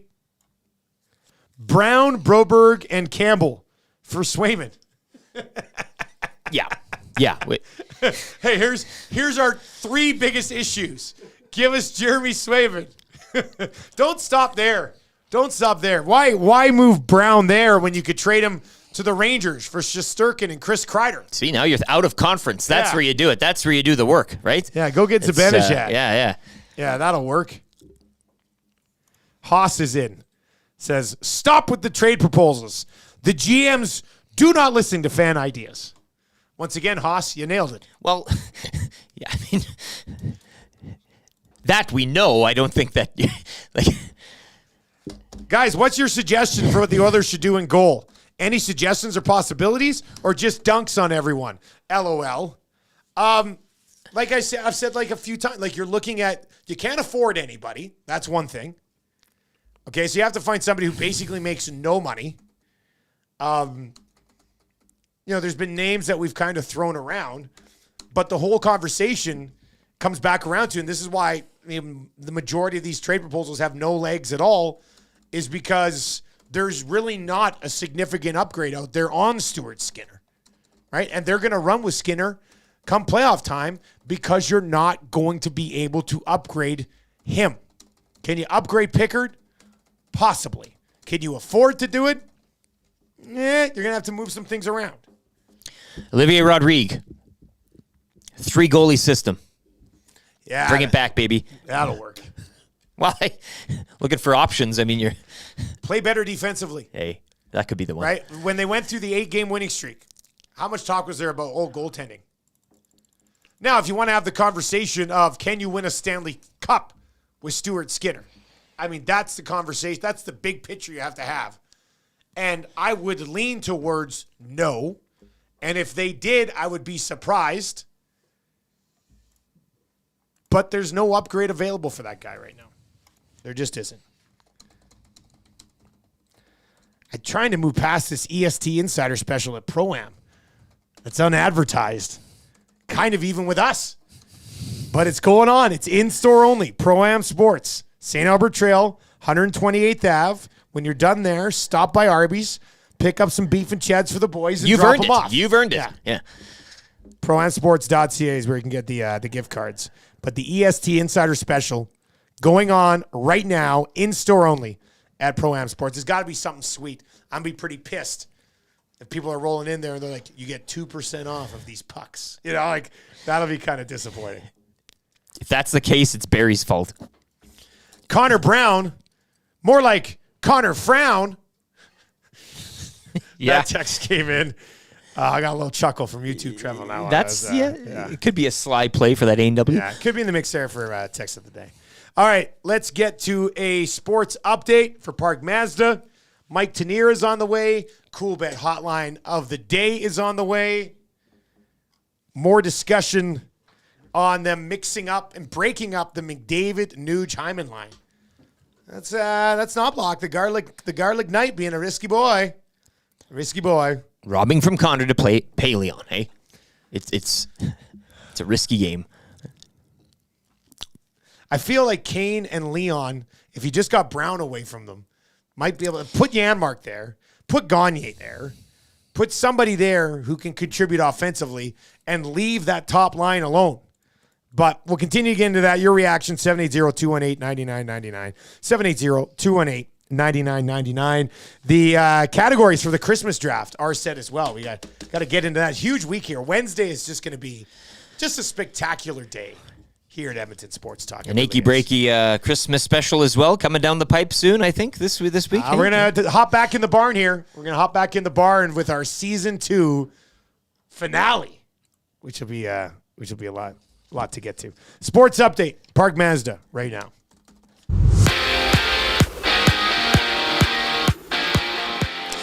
Week 15 in the NFL will wrap up tonight when the Eagles visit the Seahawks. You can join me for the game at the Centric Casino Sports Bar and Lounge, Centric Casino Fort Road. $11.99 loaded burgers on special, beer and highballs as well, and a free scoreboard with prizes on the line. Sunday nighters saw the Ravens clinch a playoff spot, improving to 11-3 with a 23-7 victory over the Jags. The loss drops the Jags to 8-6. Quarterback Trevor Lawrence placed in concussion protocol as well. Following back-to-back losses on home ice, the Oilers will kickstart a 6-game road trip tomorrow against the Islanders. 5 games around the league tonight. Yesterday, Nathan McKinnon extending his point streak to 15 games as the Avs crushed the Sharks 6-2. Brock Besser notched his league-leading 23rd goal of the season. Canucks 4-3 over Chicago. Steph Curry's 3-point streak snapped at 268 games. Warriors would beat Portland 118-114. The Raptors, they're back on the court tonight, one of 11 games around the NBA when they host Charlotte. Oil Kings capping the weekend with a 3-2 overtime win against the Pats yesterday. The club will break for Christmas. They return to action December 27th up in Prince George. Sports update brought to you by the great staff at Park Mazda and Mitch Lewicki. He milked a cat once. If you're like me, you like to picture yourself in luxury, even though there's absolutely no way you could afford it. And if you can, well, even better. Thankfully, I picture myself in something that is luxury, but still absolutely affordable, like the all-new Mazda CX-90 from Park Mazda. With the new luxury features like facial recognition settings and quilted detail Napa leather seating, I can pretend to be comfortable with all of my proper settings activated without even touching a button, thanks to Mitch Lewicki and the great staff at Park Mazda. I like to picture Mitch Lewicki with like a giant eagle's wings and singing lead vocals for Leonard Skinner with like an angel band. And I'm in the crowd hammered drunk. Park Mazda, your dealer for life in Sherwood Park off Y Road, parkmazda.ca.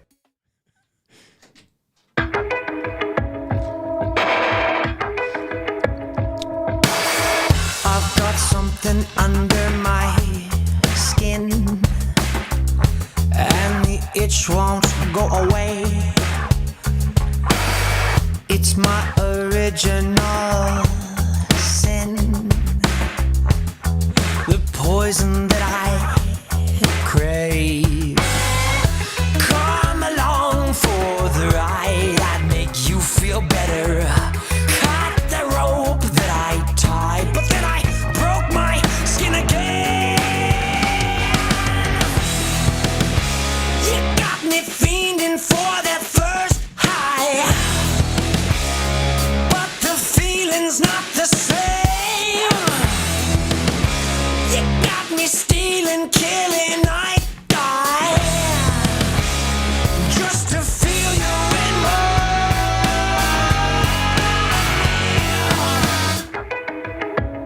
veins. You get back in there until tomorrow, you Whale and the Wolf guys. Ryan and Lucas from Whale and the Wolf on the Hangout tomorrow morning. Can't wait. It's going to be something. And they'll emerge from their little room here and get a little air. Yeah, those guys have been in there for 3 months now. Stretch those legs. They're grinding out. It's very similar to the people that Matty Wanek has trapped in his bare bedroom at home. Yes. Right? That's usually how that works. This text in 780-218-9999. People in Nashville are texting into their sports shows. I'm assuming they need a high and skill center, so they're probably putting in trade proposals for Connor McDavid. Hey. Right? That's the equivalent of it, though. I mean, it just go ahead. Offer all your garbage for UC Saros. Like, that just can't happen. The Foys is in and says, has anyone asked Paul Coffey what he thinks about the search for goaltender? Right? If anybody's going to solve this, it's Paul Coffey.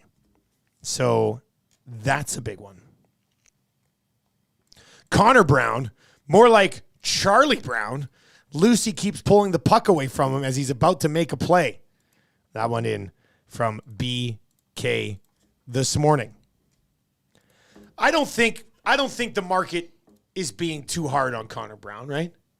Like, I know he hasn't played in a year, and he's on the penalty kill, which has been good lately. But I mean, if you're going to play in the National Hockey League on the line with Connor McDavid or Leon Draisaitl 80% of the time, you should probably have a point. I don't care. You should probably have more than a point, even if you only had one leg. You should probably still have at least more than a point. I mentioned buyer beware. You said earlier on as well that, we knew there, but at this point it's getting comical. I mean, you're getting to like Toby Reeder levels of we're like, how long can this thing last, right? It's almost it's car crash type of stuff. It's going to watch, the Raiders and the Chargers duke it out on a primetime game. It's almost something where it's gotten to a point Or you throw up your hands and say, well, what else can you do? Because I don't know what else you can do. And again, there was a buyer beware. This wasn't something that was solidified. You bring this guy in, okay, well, you're guaranteed this or you're guaranteed that in terms of a performance or points percentage. Nothing's guaranteed. You mentioned he was coming off some downtime and injury. You gambled.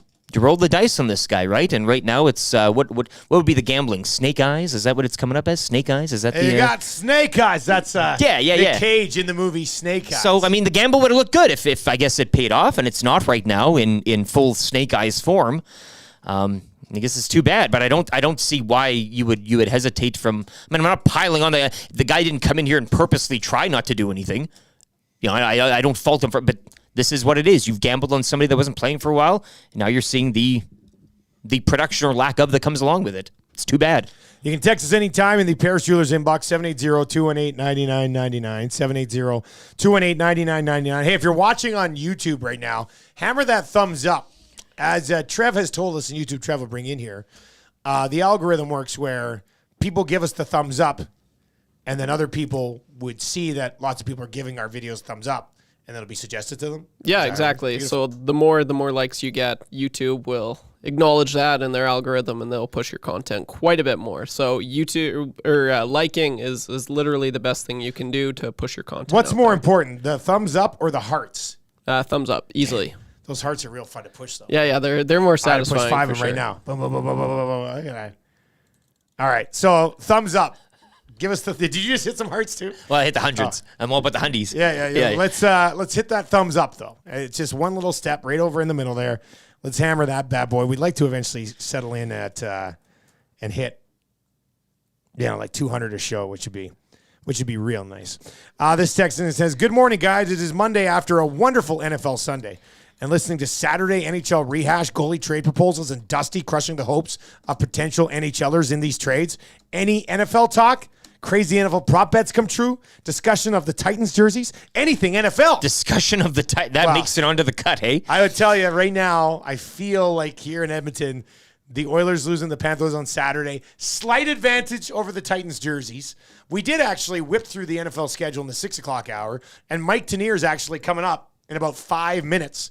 So we'll get to that as well. I see where they're going with the Titans jerseys, though. Nashville, Soros, huh? You got to... you sly dog. It all ties back together, You can't get away from it. I also don't know if I would describe yesterday as a wonderful day of NFL football. Well, the one wonderful thing, Tanier might agree as well with that Jets shutout loss, another shutout loss. I guess Aaron Rodgers, the return tour probably takes a pause. Would you say? The Jets, I know this year in the NFL, there would be kind no of reason for him to play. No reason now following the 30-0 shutout loss. But had they won 6-8, Anyway, you'll get your NFL fix. Mike Tanier coming up. Dylan is in and says, logging on to the nasty chat just to give the thumbs up, but now back to the crystal clear TuneIn radio app. Oh, Dylan. I can do. We love you, man. Do it all, yeah. Yeah, no, that's great. I'll give that. TuneIn is crystal clear. Surprise face. Super easy to connect to your car, and you can have some crystal clear sports talk on the way into work every single morning. Guys, is Connor Brown costing the Oilers games like some other individuals on the team? Well, he's also not contributing in any way positively offensively. So yeah, where's the? I think they would probably be in a better spot if he had, scored a goal this season. Might have helped him somewhere along the way. Titans jerseys were Oilers jerseys. It's all tied together. That comes in from Rip City Step, and here we are again. Wow, that's the real. It's all coming together. It's all coming together now. Guys, imagine if Jesse Puljujarvi had 1 point while playing in the top 6 the entire time. Here we go. I'm not getting into that today. That's not happening. We're going to skip over that one. We'll save that conversation for the new year. Or maybe Wednesday, late in the show. Well, we can really let him have it. No. If anything, late in the show Wednesday, we save it for some sort of awesome LeBron take. I'm not going to get into that too much today. All right, let's go Cool Bet Hotline of the Day. And then we'll have Mike Tanier, and then we'll get into your challenge tonight for Monday Night Football. Where are you going to be at again, Rick? Century Casino Sports Bar and Lounge, and that is inside the Century Casino on Fort Road. It's not Vegas.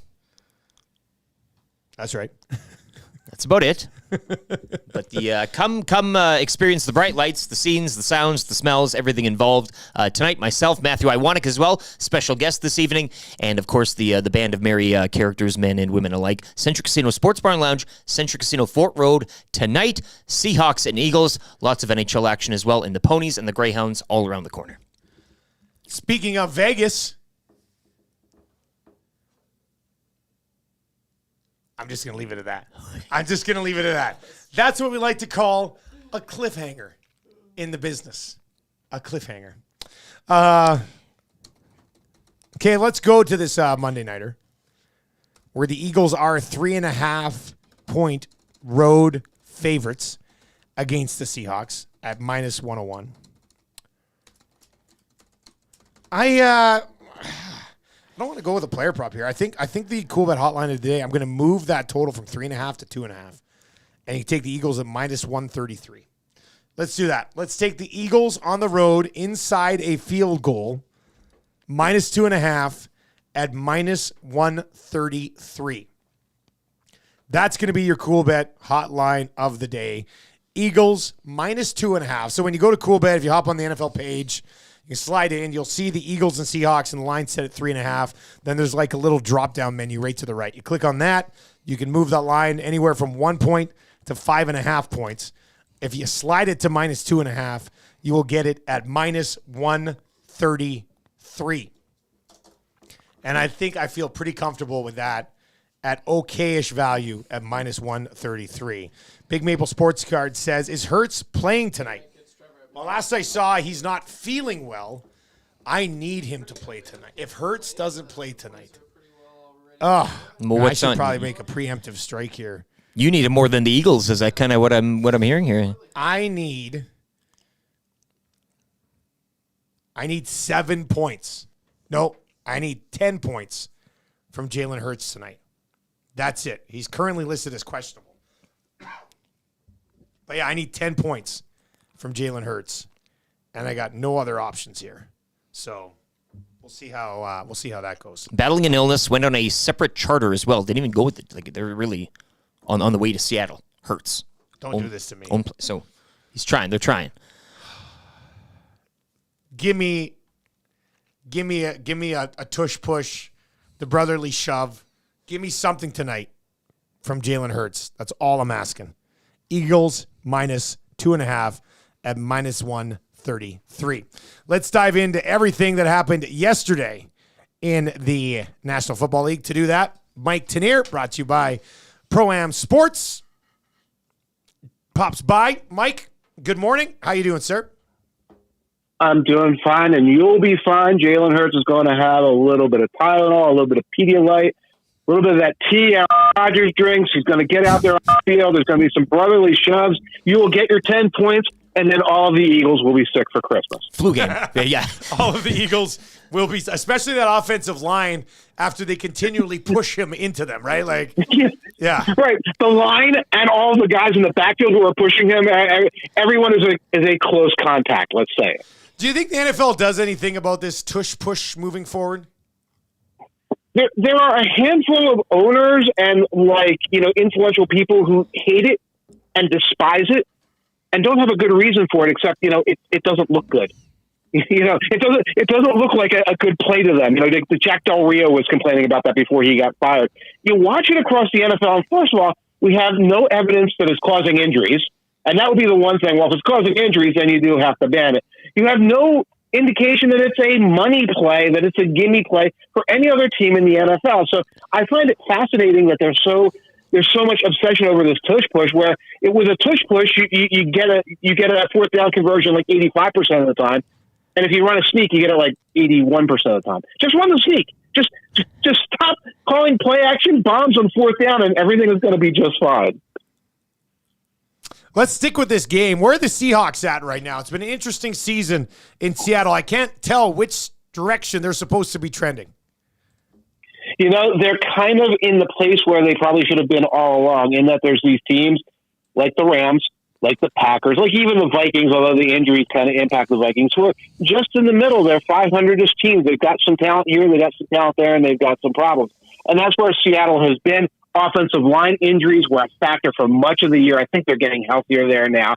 And, of course, Geno Smith's injury is a factor there. Geno Smith has not had a phenomenal year, but Drew Lock is Drew Lock. So this is a team I think they're staggering towards the finish. I don't think they're a playoff team at this point. And I guess the question is, they are at that crossroads because they are obligated to Geno Smith for another year. What do they do to get better? That's a question I don't have an answer for right now. Mike Tanier joining us from the messenger.com. And Mike, just going over your Monday morning roundup. Of course, I got to go on the Buffalo Bills here. Largely mistake-free line of scrimmage, all things that you want to hear, in dominating a football game and really challenging for a title. But you do ask in your article, is this them? I know beating the Chiefs, going into Arrowhead, and the Chiefs, you can kind of argue maybe not at their best this season. But this game against the Cowboys, are the Bills back, still fighting for that wild card? Who are they, and will we see the real Buffalo Bills sometime before the end of the season? It's such a hard question to answer because this is the team we saw weeks 2, 3, 4 where they beat up everybody. Then they went into that weird Bills fugue state they go into where, they lose winnable games and it's mistake prone and why are these turnovers happening? Why are they afraid of the Patriots still? That shouldn't be a thing no one else is. And then in the last 4 weeks, when you look at it, dominate the Jets. Yes, the Jets are bad, but dominate them. Close overtime game against the Eagles. Those things happen. You're face to face with your defending NFC champions. Yeah. Tough win over Arrowhead, and then a big win over the Cowboys. This should be who they are. Now, when will it go away? If we know the Bills, it might go away in the AFC Championship game. You know, at some point they trip over themselves. But who knows? Until then, they could make the playoffs. They're not yet there, but they could make it, and then they could be a very dangerous team in the playoffs because they're better than all these 8-6 teams with backup quarterbacks that are in the same pool as they are. Well, that's what's so wild about this. Like the Browns are running Flacco, the Bengals are on Browning, Gardner Minshew, and the Colts. All three of those teams would be in playoff spots if they started today. So, I mean, do we just give these quarterbacks credit for finding a way, or do we look at the rest of the league and go, how in the hell can you not beat these guys? Well, first of all, they're all playing each other. So it's like, well, the backup faces the backup. A backup's going to win. That's one of the things that's going to happen. That's happened like 7 times in the last 2 or 3 weeks. But credit to the quarterbacks and credit to the coaches that are winning with these guys. You know, Zach Taylor goes out there with Jake Browning, gets Jamar Chase hurt, manufactures some wins in that situation. Stefanski with Flacco, make the plays that the defense can win, and they do that. Stake them with Minshew. Go out there, run the RPO, do your goofy stuff. And when we get a bad opponent, a vulnerable opponent, that we're going to slip them up. Credit to these teams. And when we say credit to these teams, then we have to turn to a team like the New York Jets and say, you have a great defense. You had really good playmakers. You had Zach Wilson, the number 2 overall pick, in your system for 3 years. Why can't you get a couple of the wins that all of these other teams are getting? Brock Purdy or Christian McCaffrey? Who do you think is more valuable to the Niners? I honestly think Christian McCaffrey is more valuable to the 49ers, but I don't mean that as disrespect to Brock Purdy. There's this weird thing in the NFL, especially with analytics people, that say quarterbacks are by definition, more valuable than anybody else on the field except Brock Purdy. I don't understand it, but when you really look at these teams, yes, McCaffrey, I think, is a more valuable piece than Purdy. I think Tyreek Hill's a more valuable piece than Tua. The Tua had a fine game yesterday. It's okay to say this and say this is a team sport while still valuing the contributions of these quarterbacks. How good are the 11-3 Baltimore Ravens? They are very good. You know, they have this habit of making what should be an easy win look hard. Last night they didn't play well in the first half. The Jaguars outperformed them in the first half. Then in the second half, they couldn't put them away, but it's a win. A couple of weeks ago, it's the Chargers. 20-10 final against a bad team. But when you look at the game, they played really well. The Ravens are the second best team in the NFL. The Ravens are the best team in the AFC. We're just so used to them falling apart this time of year, usually because of injuries, that we don't see it. And they do just make these little mistakes at the ends of games or in the middle of games that make you wonder about them. But you can say that about pretty much every team in the NFL right now, except, I guess, the San Francisco 49ers. Well, and injuries can derail anyone, Mike. I'd like you to define this morning, if you can, the Jacksonville Jaguars following last night. If there's a fourth down conversion the Jaguars can miss, they'll miss it. If there's a play right before halftime where they can fail to score, they will fail to score from the 2-yard line. Like that happened last night because the clock ran out. They ran a play and bounced to the timeout. That happened a couple of weeks ago. The same thing happened when they ran a pitch play to Travis Etienne and he got stopped with no timeouts at the end of the game. That's happened twice to them this year. If they can blow a game on a couple of missed field goals, they will blow a game. It's got to be frustrating right now because this team should be better. And again, they're not particularly banged up. Trevor Lawrence overcame an injury and looks like he's fine out there. So there's just a lot of sloppy, bad situational football, a bad complementary football the Jaguars are doing. And it's costing them a gift-wrapped opportunity to win their division and coast into the playoffs. They'll be fine, though, hey? Or They should be fine because let me look at their schedule again. The rest of their schedule is very easy coming out. They got the Buccaneers, who are not as good as their record. The Panthers, who are a mess, and the Titans, who are kind of playing out the string. They should win that division. They've got good tiebreakers for that division. They should already have won that division. Yeah. Honestly, if you look at the thing, you get the Bengals with Browning, you get the Browns with Flacco. Those are wins you should have, and they don't have them. But if it's one team that can't score from the goal, right, maybe it is the Jacksonville Jaguars that failed to pull that off in the end. Absolutely. Mike, what do you got coming up with the Messenger this week?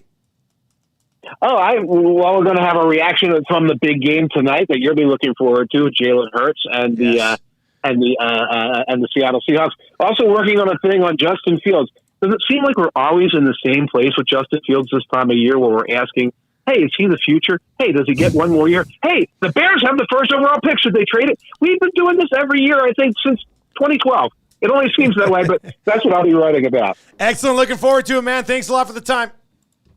Hey, you got to take care and enjoy your week. Yes. Enjoy your holidays, Yeah, too. you too, man. Merry Christmas, all right? Mike. Merry Christmas to those who celebrate. There you go. That's Mike Tanier. Enjoy your week and enjoy your holidays. Yeah, Fields connects on that Hail Mary, hey? Who's to say?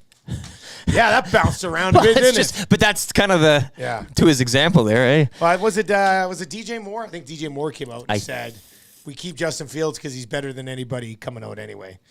Which, I mean, Williams seems to be like the real deal. Yeah. But, hey, how was bowl season? Did you get into any of that on Saturday? Had a few games on Saturday as we were entertaining, so it wasn't really taking precedence. You had music going on mute, but it's on. It's nice. I mean, there was that one. Was it the avocados from Mexico Bowl? One was just soaked. Like the field of play was like, I mean, you could, when it's raining that much, you can see the water kind of like staying on the field, not draining it all. I mean, it was nuts, but it's good to have it on. That's the best thing about bowl season. And Iwanic was over my brother, and every bowl game they go head to head, so they were kind of they were picking their games, and I'd chime in and watch that a bit. But for the neutral, I mean, yeah, it's like the fire log thing. You put it on the TV, you have it on. It's great. You see the weird logos and the weird, hey, avocados, hey, oranges, Pop-Tarts, mayonnaise, whatever. It's funny you bring up the fireplace thing because we have a fireplace. An actual one? Yeah, like a gas one. Oh, okay. But I don't know how to turn it on. We've lived there for 6 years. And when we first got the house, I remember my dad came up, who also is very inept at like manly stuff, just like me. And he did turn it on, but it should have like big flames. And so last week we were sitting around. Tammy's like, you know what? We should really figure out how to turn on that gas fireplace again. So there's like a light switch for it up here, but then you like light the pilot or something. You turn it, you push in the button, and then you turn it. It pops. It's supposed to pop on. So it popped on, but just a little fire started in one corner, but like the flames didn't come up all across it. And Tammy's like, well, what are you going to do now? And I looked at her. I was just like, well, clearly it doesn't work. And I just turned it back off. Well, yeah, whatever. But I know we have we have this like electric fire or gas fireplace. Somebody let me know. I know there must be a key. I must be missing a part. Like, because you fire it up and then it should the flames just. Does it give off heat as well? It's supposed to warm you up. It's supposed to. Yeah, it's real flames. Was that working? You weren't getting any heat out of that thing? Because the flame doesn't produce heat. It's only the little flame popped up. Like it looked like just sort of the pilot. Like just sitting there, was waiting to get the juice. and no juice was coming, so I couldn't start. But when I do get that thing going, I'm going to go full blown Tom Hanks and Castaway. Oh, I've created fire in the house. It would be amazing. But I don't know. So I don't know if it's a switch up here that does something or if it's down at the bottom. I don't think there's a manual on it. I guess I could do a YouTube video. Like I could search a YouTube video. But I thought once I popped it and the little flame came up, I was like, oh, it's going to totally take off now. And it didn't. So anyway, I was just going to say like a real fire in the house would be just as good as the TV fire on the, Well, a real one, you get the smells, you get the live crackling of the wood. You can bring in the wood, like you feel like, it's a manly thing to do. You're real nice.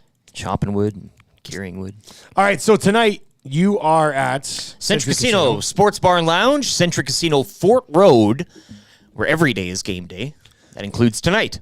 And Super Bowl. We will be there for Super Bowl Sunday, which should be good. Make your plans to join us. Should be a good time.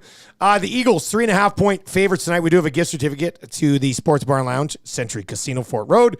If you like the Eagles, minus 3.5 points, text Eagles right now to 780-218-9999. If you like the Seahawks, plus the 3.5 points, just text Seahawks to 780-218-9999. Lieutenant Eric, you leaning one way or the other on this one. What do you like? There's no road dog here, so there's no pressure. No, I know. Seahawks though, they gotta stay in the mix. They gotta play here good. The Hurts thing kind of concerns me. I moved that. Remember on the hotline, I moved it down to 2.5. Right now, we can't do that, so it's sitting at 3.5. Yeah. Give me the Seahawks. You are gonna go Seahawks. Interesting. Seahawks at home. We had somebody text in, said he was just leaving from Victoria right now to drive down. He's going to be there very early.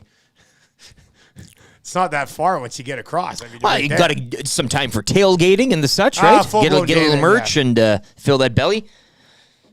Yeah, no, that's okay. That's a good point. You want to leave early. Look at Tube Socks. 2 wood-burning fireplaces at Casa del Tube Socks. 2? How do you do 2? Maybe you can buy one off him.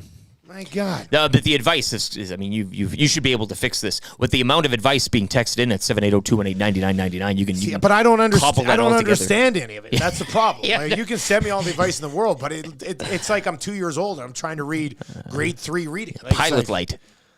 That switch that you use to get the little fire going, you need to hold down for about 10 to 20 seconds. Then hopefully the little fire will stay on, and then your pilot is engaged. Then you can just turn on your big fire like normal. Well, that's the thing. See, so I had the little fire stayed on, just the small little one stayed on, but the big fire never came. Yeah, I think you just adjust the size of that. Somebody says you got to twist the dial on. Well, the dial was on, you guys, I think. I think the dial, not the other dial. The pilot, the dial. There's the pilot pusher, and then there's I think what is the gas valve, the gas knob. So I turn that to on, and then I push it in, and hit the red thing. And I feel like it would be easier to just go outside, cut down a tree, and start a bloody fire, you know? Probably. Tweet it out. Vaughn says, open the gas line. No, I'm pretty now sure the gas line sounds like the pilot flame. Then you just got to twist the dial on. I twist the dial on, guys. I swear to God. Trev, you know a pilot. Any advice on the pilot flame issue here? No, this is Trev, a little... you know a pilot. Start my fire. It's a different pilot. Yeah. All right. Wow, the mystery continues. I know, full Twitter. Take it. Show the people what they want. Give a photo. See, because it's usually easier when you can see it, right? Give the people a photo. Maybe some people doing the advice don't even know what unit you have. Maybe it's a different unit. Dean says your airway is plugged. There may be a bird's nest in there. There you go. Open the gas line, Vaughn says. Open the gas line. Let it all out. The gas line was open. What's my airway?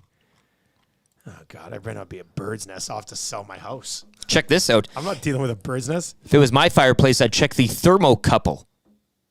Generally a cheap and easy fix. I suggest you call a service person. You can't afford to lose your eyebrows before the Spangler. It comes from Dave. Wouldn't that be something? Dave knows me. Just a smooth Nielsen. Dave, from Switzerland. Everything. Dave, I'm not even sure thermocouple is a real word. I think he's trying to trick us into thinking thermocouple, so I look like an idiot by being like, oh, I got to fix the thermocouple. Yeah, to the servicemen. They'll all have a laugh. Yeah, excuse me. Hi. I'm having a problem with my thermocouple. Going to need you to come over. Oh, man, we got another one of those idiots. Got a thermocouple, idiot. Like, I feel like that's what's being done here from Dave in Section T. It's a buzzword. I'm not liking that. Ryan Rishaug is on the way. We do need somebody to play kind of easy trivia right now. Looking at the questions. Should be very simple. We've only had one person not get this. We've been doing this for almost 4 months. Yeah. You'll get it.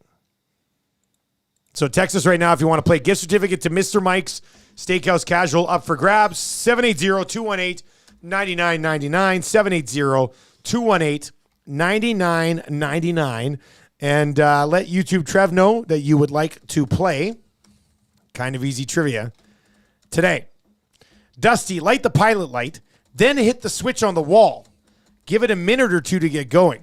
There's a flame adjustment knob near the pilot switch too. Yeah, I know the flame adjustment. So this is making sense. So hit the switch on the wall and give it a minute or two to get going. See, I turned it on and it didn't work in like 10 seconds. I was like, it's broken. Yeah, it's never going to work. Yeah.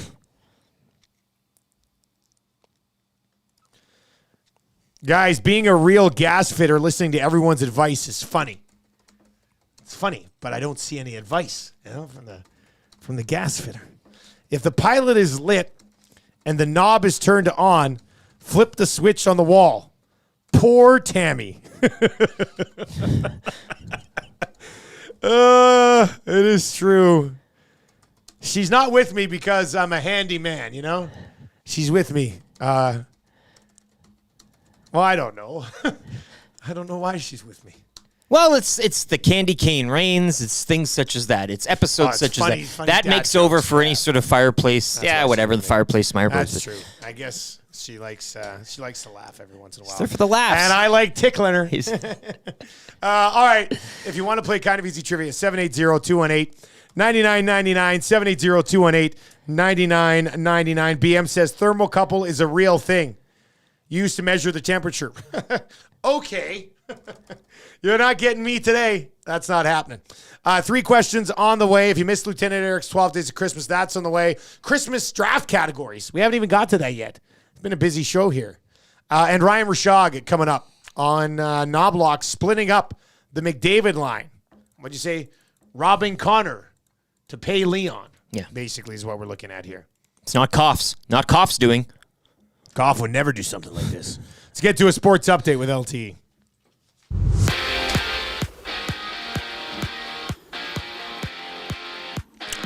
Week 15 in the National Football League comes to a close tonight when the Eagles visit the Seahawks. You can join myself and Matt Iwanek and the rest of the gang out at the Centric Casino Sports Bar and Lounge, Centric Casino Fort Road. $11.99 loaded burgers on special, as well as beer and highballs throughout the evening, and a free scoreboard with prizing on the line.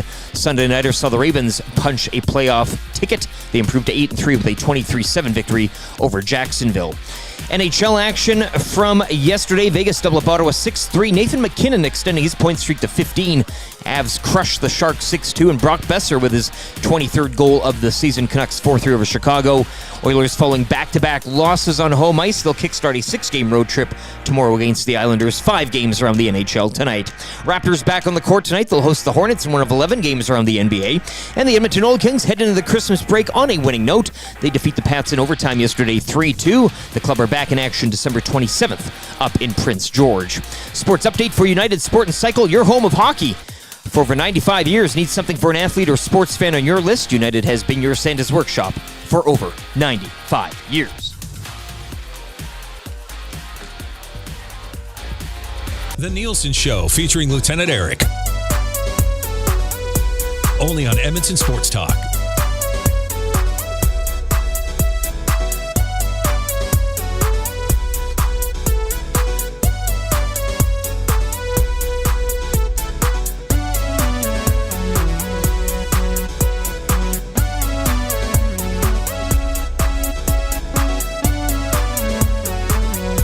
.07 on the Nielsen Show. Thank you very much for being here today. This text is in from Chris and says, have you checked the wiring to the solenoid valve? Could be loose. Yeah, for sure. I'll check my solenoid valve right away, right after I get home today, and check my thermocouple. Oh, the jargon. You gotta love the jargon. Man, these guys, bunch of tricksters out here. in Christmas, in the Christmas season. Hilarious. All right, Ryan Rishaug's coming up. Get to your Christmas draft categories. We are 2 sleeps away. By the way, where's Milnet? Where's Glue Guy? We got to lock in. Where's our chat here? Because Glue Guy's got to.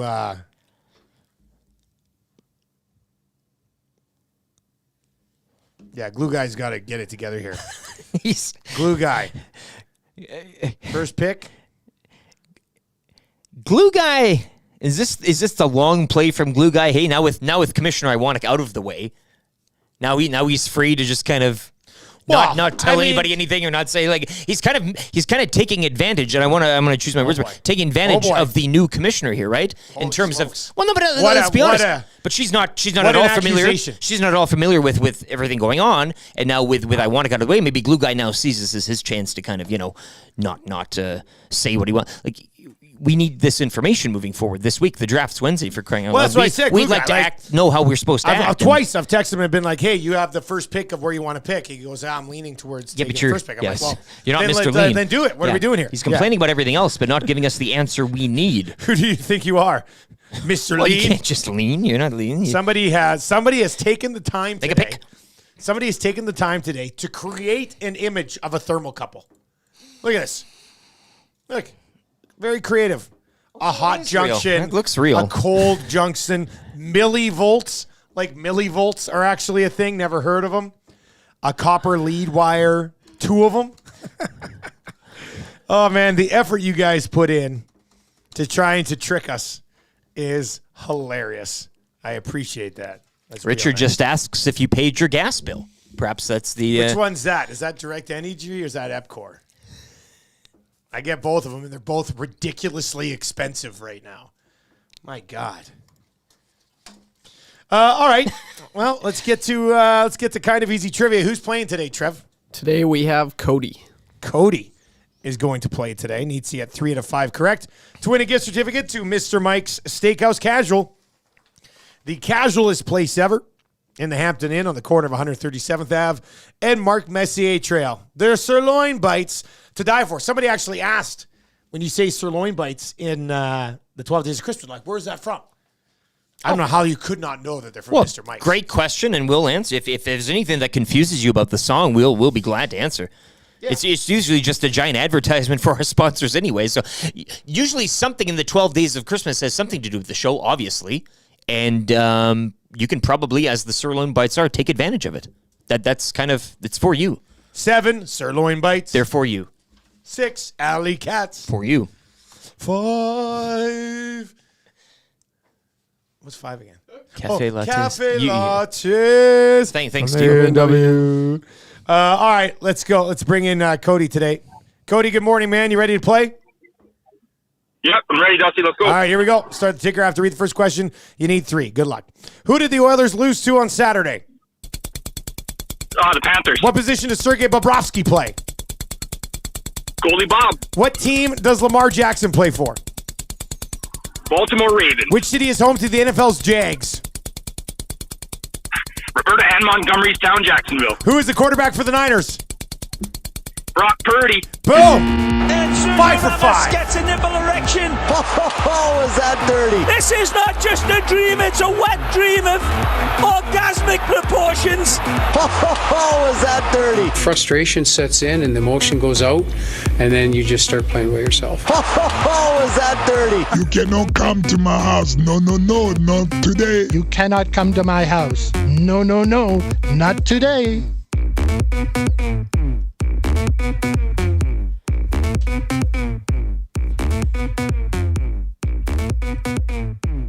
Club B Loop on a Monday morning, provided by Cody.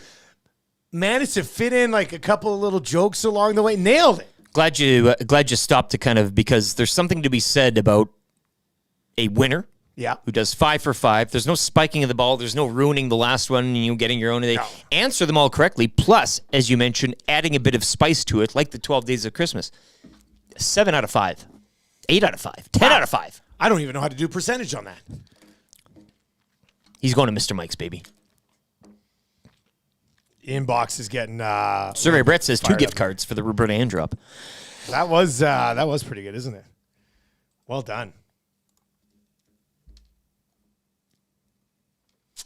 Joel says, "Is Crack Pack done? Are you talking about our Advents? We're gonna get to the Advent. As for the Crack Pack itself, I'm gonna fire it back up in January. Get some breaks going again. I miss opening up cards because I love it." Stopped in Wayne's over the weekend for a few last-minute gifts. If you you? are looking, well, again, we had the gift exchange Saturday night. Yeah. And I mean, up, some CFL cards. The card wall Wayne's no CFL ones, but I was dealing in Garfield, I was dealing in Aladdin, you name it, it was Aladdin. all there. But that's the best part is you can find all these cards that you'd never find anywhere else, and for a pretty good price. Did you pull a Jafar auto? Nothing was broken or braked. Yeah. We didn't break any packs. They were just gifted out, and people took them home. And oh, you didn't open them right there? No. Oh wow! Well, you never know if they got a banger. My brother gave me 2 Jogo 1991 CFLs. Cracked those. I got a Ron Lancaster, yeah. Like the blue ones that we roll? The silver is like a shiny silver packaging. Wow. Yeah, Where did he find there's those? no CFL insignia on it at all. Yeah. And so I got a Lancaster, Eskimos head coach when he's, So nice. All right. Well, it turned out to be pretty It was good. fun. But Wayne's is the place. If you want a few of those gifts, that's where you go. They'll take care of you. We'll get into this. We'll get into the advent calendars here as well. Rishaug's coming up. Let's get to 3 questions too many, though. Brought to you by our great partners over at Park Mazda. Lieutenant Eric, do you have a line for the segment? 3 questions too many, brought to you by the great staff at Park Mazda, including Mitch Lewicki, who is very excited to see Steph Curry's streak end at 268 games. That's getting a 3. A tray is what they call it? Yeah, that's what they triple. You can call it 268 games, eh? That's pretty incredible run. That's a time. Yeah, no, I think you have to be, you got to be pretty happy with that one. Do you have a Twitter account? At Lieutenant_Eric, where I have tweeted this morning. You can follow me and follow Edmonton Sports Talk at YEG Sports Talk. You'll be up to date on anything and everything going on when it comes to Edmonton Sports Talk. Once again, that's at YEG Sports Talk. It's the place where you can go and vote for this upcoming Wednesday's EST draft of Christmas movie and television characters. She'll be a big one. Looking forward to that. Let's get into question number 1. Actually, it kind of comes in about the draft, I guess, kind of. Do you guys have a special welcome gift for the new commissioner on Wednesday? Just in general, if this was taking place in June, we'd probably have something. Since it's Christmas, you'd think that there'd be a little something as well for everybody. Maybe it's gonna be a busy day. Very busy day. Giving a gift on the first draft might be seen as a little bit of a greasing of the wheels. If it's a gift, it has to be communally. The disgrace commish will be like, you guys never gave me a present. Right. So maybe we just don't do anything. Well, no, what I to think keep him is, happy. And Quinn might be watching or listening right now. But I have a feeling over the next 2 days, we're going to have a bunch of stuff. People will be bringing by baking and booze and stuff. Yeah. So I think, I don't know, does this come across the wrong way? But I feel like we just re-gift something to her. Well, think about it this way. The stuff's being brought in for us here. Yeah. So if she's coming in, she can enjoy it too. So you're paying it forward, right, with the gift? I think people who gift us stuff here would like to see it enjoyed, especially by new commish Quinn Phillips. I think that put a smile on people's face. Hey, that's the almond bark I brought in. Long live the Quinn. Eating it. Yeah. Long live the Quinn. And if it irks Iwanic, maybe bonus points there, right? But you were in favor of full reinstatement. I'm in favor of full reinstatement, but I'm saying if we gift Quinn a gift and his angle is, I didn't get any gifts for doing my job, I think we'll be all fine with that, right? Rishaug's waiting to come on. He's watching. He's like, in the bullpen? A weird placement of the water bottle. He's chirping you from the bullpen. I get thirsty, and then... and then I put it down there, and then I forget about it. I want to keep it up, so it's top of mind because I need to drink water, right? So, question number 2. We'll kind of get into this one with Rishaug, so I don't know how much time. Well, I don't even know if we'll get into it with Rishaug. Maybe. Question number 2. At what point do the Oilers finally pull the trigger on a goalie? People just can't get away from this today. The inbox was just getting pounded earlier on. That's assuming there is a point. Maybe there's no point to it. Look, I think this probably ties into the bigger question of at what point do the Oilers make any sort of deal? And I think the answer would be closer to the deadline, like usual. Right? I know it's not sexy. I know it breaks a lot of your hearts, but that's probably reality. Yeah. So I would not say right away. Like right after Christmas, I don't think that'll be a thing. Justin of Balgoni says, aren't we getting a Wannick a Grinch outfit? Oh, a sexy Grinch outfit. Somebody sent in a Photoshop of that. And of Maddie in a sexy Grinch outfit? I don't think the world's ready for that yet. But do you think if I get Matt, if I go by tomorrow like to Party City and pick up because I got my Santa costume I'm going to bring in. Remember I wore that last Doesn't even need to be sexy. Maybe just a size or two small. Yeah. And as his boss, I say, you must wear this because I'm a tyrant. Really lay down the law. Yeah. And then he has to deal with it. Say HR Daddy told him to. Yeah. Actually, I'll have Step above. I'll ask. No, but the HR Daddy's is just too much of a stickler. Like, he wouldn't even get in on that. He'd be like, no, Dustin, grow up. Yeah, the employee doesn't want to. You will not make him. Exactly. My dad's very pro-employee. It's a real pain in the butt, to be honest with you. All right, question number 3. And he's your HR daddy. That's my HR daddy. Jay is in. This is a good one. Keep it. It's a longer one. Question for 3 questions. When the Dateline episode on Maddie airs, will you guys say the typical, we are shocked because he seemed to be such a nice guy, or will you end up saying, we are shocked it took him this long. We didn't even know that it's actually chicken he kept in his freezer for 6 months. That's in from Jay. Can they not both be true? I think there's a bit of truth in but both. If a Dateline episode comes out of Maddie actually being the 25th floor serial killer or something. Actually, serial killer nicknames for Matthew Wannick. That's a fun text game. 780-218-9999. 25th floor blank. The 25th floor something. Or anything whatever. else. Yeah, downtown, there'd be something there. I think this is how you get in the mix with that A&W text of the day. Serial killer names for Matty Wannick. But what do you think? Would we be like, I would have never seen this? Or would part of you actually be like, when they go to you, even if your face is like blurred out or whatever, would you be like, I could kind of seen it? I could kind of see it at the beginning, but I've always wanted to be part of those interviews, right? I've always wanted to be in that role. I know the cat. I've spent a lot of one-on-one time with old Iwanic. You would have to. I've not pried open that psyche, but I've skipped around in the brain a bit. I like to think. There would be a little. I think the big thing, I would be surprised that you didn't catch him yet. Like I just because he's a very like his whole thing. I hear. Yeah, hey, you figured out blah blah blah, but it's like he's. I think the game for him is avoiding. Like it's not the crime. It's avoiding the punishment for him, right? He only kills people because it's part of the game. Yada yada the details or whatever. But him avoiding capture or whatever, that's the game for him. So I don't know what the answer is here, we but don't know about this. But if they discover 6 bodies in Maddie's freezer, are we complicit? Do they come to us? Because I don't want no part of this. Here's what I'm trying to say here, I guess, is that it's not so much the bodies. He's the guy stealing catalytic converters. Doesn't need them. Yeah. Right? You would never suspect the guy do on it the because I can. 25th floor. Maddie's very meticulous, right? And so far, it's been in a very good way. But you just never know, right? Again, who my would mom have would thought? be heartbroken because she loves Maddie. Catalytic converter. Oh, and yeah. She'll be like, I can't believe. But he's the one. I can't believe he killed those people. He slips up one night, and it's in this down the road here. Yeah. Black sedan guy finds him out. That's the whole, and it all comes to one again, eh?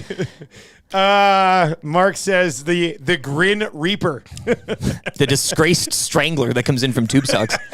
The disgraced. Edmonton police announced that they finally arrested the disgraced strangler. Babbage Stash refers to him as the Lean Strangler. Dr. Gonzo, clean scene, Mr. Lean. Always a smell of bleach. A hint of bleach always when he. Keep these rolling in. Jesse says Maddie's serial killer name, Trina's Oil, which is that Twitter account that everybody thinks is Stoff for years. But Stoff thinks it's him. That would be good. The 25th floor thermocoupler. I like that. Keep them rolling in. Run with it. This was a guy that Rishaug wanted to hire at some point. Remember, he was saying, the Friday lunch. We're gonna chat and everything, and he was gonna hire who is now known as a possible serial killer. Let's bring in Ryan Rishaug for the Got Your Back Monday Morning Mandate. Hit his music. Timberlake rocks. Is that a mandate of yours? God, what are we talking about here? Good question. Can some of it be about sports? Yeah. All he needs to do is just get in front of people and state his case. If they had the mandate from the people, blah, blah, blah, I don't know where that information came from, but I would question it. Time for the Morning Mandate with Ryan Rishaug. This is what sports broadcasting is all about. You know what? That may be a good point, Ryan. You broke the story, Ryan. Rishaug is one giant 6'2" pile of Charmin. Shoggy, what do you think of Slender Man for a Wannick serial killer name? Yeah, that's pretty good, man. I like Slender Man. I missed a little bit of the show this morning. Wasn't able to catch the full deal like I normally do. Yeah. Why is Matty being dubbed a serial killer? Because he, I don't know if you missed it this morning, but he killed 3 people over the weekend. Oh, and what happened? No, it's well, actually, it was just because this question from this guy who said it when the deal with Dateline special. We really hadn't discussed it prior to that, so I guess people are just sort of assuming. Yeah, very good. Yeah. What's going on, boys? Are you at a rave? Well, what you want a rave? A rave is a little more. Tell us, yeah. Give it. Yeah, look at these. Give me the full experience. There we go. Yeah. We do rave. Yeah, there you go. Yeah. I've got a glow stick and a soother right over there. I can go this is great. grab them if you want. Man, you have too much time on your hands. Hey, Shoggy? I do. Yeah, too much time, and I just kind of, I don't know. I've been trying to add little things here and there. I love it. You know, I don't know. A spaceship. I'm a gadget dork, though, right? I love Obviously, yeah. gadgets. Love them. Like anything electronic, anything that's like any sort of a something, I have to have it. Do you have a next big piece, for Christmas wish list? Like, what are you adding in this? Like a big keyboard or something? Like, what's the next thing on your wish list for the lab? No, there's some discussion about the new VR headset, but oh boy, I don't think we're gonna do it because I don't think there's enough. Like, we have the old one, and I don't think the new technology is advanced enough to justify spending the money again. So we're going to be patient on that. But that whole world of VR gaming, I'm super interested in that. Like, I've done some of it, and it's pretty cool.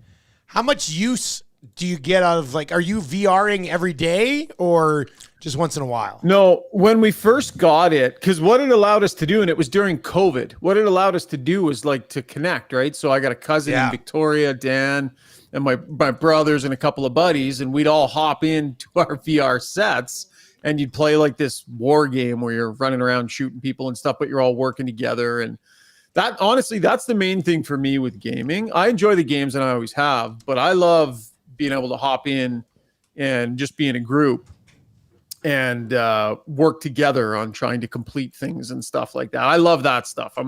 I fully admit I'm a super dork for co-op gaming with, you know, family members and friends and stuff like that. I've been trying to convince Matt Cassian to squad up with me, and he's being elusive. Yeah, he's a gamer. He doesn't mind the games too. Yeah, as a gamer. I don't know how he finds time because he's got 3 young daughters. Yes. I don't He's know a how Fortnite guy, isn't he, or something? Very to different game, for me. right? Yeah, we have the 5 kids, but the youngest are now 17. Yeah. My oldest son no longer lives in the city. My youngest son is a business student, so it's like disposable time Shoggy is what I have become now, and so I'm I'm leaning into these things. Do you prefer like reality or the virtual reality? Now that you've had a taste, like, do you prefer to live in the virtual realm if you could? Yeah, I've been thinking about how to just basically go 90% virtual. What happened and I think to we're Rishaug? heading He's in that been direction. living in virtual reality I like it. for 3 years. I'm going to get ahead of the game, you guys. I'm going to be an avatar. I'm just going to be like an avatar emoji thing at a certain point, and I'll be able to give myself more hair. And as a tech nerd, just quickly one more time, I just have to ask: do you ever go into Staples and just walk around looking at stuff? Because I love doing that. I love it. Yeah, you got to set your sights a little higher, though, bud. I sit at desks and stuff. It's cool. Yeah, Staples is decent, but careful for what me, you say listen to this guy. Why do I gotta be careful? I just don't like the Staples shade. I love that place. I do too, and it's great. Long and McQuade. Have you walked into Long and McQuade? Wait, buddy, we got a Long and McQuade 2 blocks from our office here. Yeah. And we were in there a lot when we were starting Yeah. this thing up. Yeah. Love Long and McQuaid. Yeah, it's funny good that one. neither of us have them as a sponsor, yet we've probably both Yeah. spent a That's a really good ridiculous point. amount of money. They on have that place, sponsored us right? a We lot. spent Yeah. we spent $15,000. Oh my God. I'll race you. We'll see who can get them on board Yeah, first. We'll God. see who, there's Long and McQuaid everywhere in here, but I love the gadgets, like the mics and all this stuff. I love all this stuff. I love doing all this stuff. So it's right in my wheelhouse. I used to rent trombones from there too, so I got that going for me. Oh, yeah. Yeah, that was good. Little guitar action Yeah. there. They got There the you piano. go. Yeah, it's fantastic. Anyway, All right. think so anyone's still listening, Dusty? Or no? No, I mean, it doesn't matter anymore anyway. No, it doesn't. All right. So the Oilers win 8 in a row. Then they set a franchise record for shots on goal against Tampa and lose it. Then what happened? What happened against the Panthers on Saturday, Shoggy? Yeah, well, they got back to not protecting the middle of the ice, right? Those are some of the bad habits that they developed earlier on in the season, and they kind of got going in that direction again. Some really bad breakdowns that we just haven't seen. Like, how many times have you guys on this show in the last 2.5 weeks talked about, oh, what a brutal defensive breakdown and guys left all alone in front of the net? I mean, that was a regular conversation piece earlier on in the season, and it's not something that we've talked a lot about lately. So that happened, right? Leon Draisaitl, Ryan Nugent-Hopkins, Matthias Ekholm, these are core players making mistakes and leaving the middle of the ice unprotected, and Florida jumping all over it. So regression there in terms of attention to detail defensively, and now it's up to them to stop it at 2. If you really want to be a team that's back, and if this is the Oilers of the second half of last season or the last quarter, they stop this thing dead in its tracks at 2. They need to. So it'll be really interesting to watch them tomorrow night and see if they leave any doubt at all. What do you think of the idea of possibly breaking up that McDavid line right now to try to get something else going in the middle 6? Yeah, I went down to practice yesterday, and we asked Chris Knobloch that. Have you guys run his clip yet? We didn't run the clip. We just went over the lines. So yeah, here's his justification for it from practice yesterday, and then we can talk about kind of his thought process. A little more balance, especially when we're going on the road. Other teams being able to match lines with us, and we don't have that last change, so they can get their 5 guys against our top unit as much as possible. And we just want a little more balanced scoring. It's tough breaking up that line. They've been so good, those 3, but I think it's best for our team for the long run. Best for our team for the long run. So a bit of a matchup issue, right? They go on the road, you don't have last change. These teams can load up their top defensive players against the one line. The other line isn't pushing a lot of offense right now. So I think it's about matchups, but let's be honest, it's also about trying to get Leon Draisaitl going, right? It's about Leon Draisaitl with, what has he got here? Where is he? 1-1 in his last 4 games, -4 in his last 2 goals in his last 6 games played. They need to get him going. And his game isn't in a place right now where he's going to be carrying guys. He needs somebody on his line that can give him some real good setups to get it going. So they're spreading it around, but I do buy the matchup thing a little, Dusty. Just quickly on Draisaitl, I just want to get to Draisaitl. You said his game's not in a spot right now where so what does he need to do to get his game into that spot, Shaggy? Yeah, I mean, listen, Draisaitl is, what's the right word? Temperamental? Is that fair? He can be temperamental at times, right? I don't think that's an unfair way to describe him. No. Yeah, when things aren't going his way, Draisaitl isn't always the guy who puts his nose to the grindstone and just works right through every single shift, start to finish, grinding. He's a little bit temperamental. The frustration comes out in his game at times. It maybe starts to cut some corners habits-wise and stuff. This wouldn't be news for superstar players, right? Like these guys, he's wired a certain way. It's not even a criticism. So I think as a head coach, you need to recognize, and this is a new head coach with Draisaitl, so keep that in mind. You need to recognize he's not feeling it right now. So I need to figure out how to support this player. Can I change him? Can I call him into the office and say, hey, Leon, here's the new way you need to work through this because I'm your new... No, you recognize what his process is. And his process is, you need to give him an opportunity to get some looks, and you can't expect him when he's not feeling it to carry Fogle or carry Janmark from an offensive standpoint. And like, let's be fair to Leon here too, you guys. How many passes did he make in the last 2 games that they just didn't get finished off? Yeah. He's playing with Hyman or McDavid. Those are goals. He could easily have 6 or 7 points, in fairness to him. So I think it's about putting Nugent Hopkins on his line to give him some real good looks. Quite frankly, someone who is adept at getting him the puck in the offensive zone. With those other 2 guys, as hard as they work, they're not giving Leon a lot of free looks. Ryan, just I guess moving forward here, and Oilers going 4-2 on that 6-game homestand, to which I think if maybe you were offered that prior to it, you'd take it, although the wild card picture is still what it looks like in teams playing to their capability. Islanders, Devils, Rangers prior to Christmas, Sharks, Kings, Ducks on the road post-Christmas leading up to New Year's Eve against the Ducks. Schedule. How do you see the 6th one going? And if you want, Ryan, you can chop it into 3s. Again, Islanders, Devils, Rangers, East Coast prior to Christmas. How do you see the 6-gamer going, the 2-3 gamers, and what do they need to come out of this as, again, kind of a 4-2 off this past 6-gamer? How would you kind of slice this whole picture as a success heading into 2024? Yeah, I mean, I think they need to go get 2 out of 3 on both trips. I think that's kind of the, Knobloch wants to win. I think it was 5 out of 8 games. We were doing the Ray and Dregs podcast last week, and Ray Ferraro had talked to Knobloch directly. Remember, Knobloch told us that he was going in 8-game segments, but he never got really specific with us as to what their goal was in terms of if we win this many games. And I think Ray had said on the pod that if they can win 5 out of every 8 is kind of the pace that they think they need to be on. Yeah. So that tells you a little bit of something right there, where they're setting their goals at.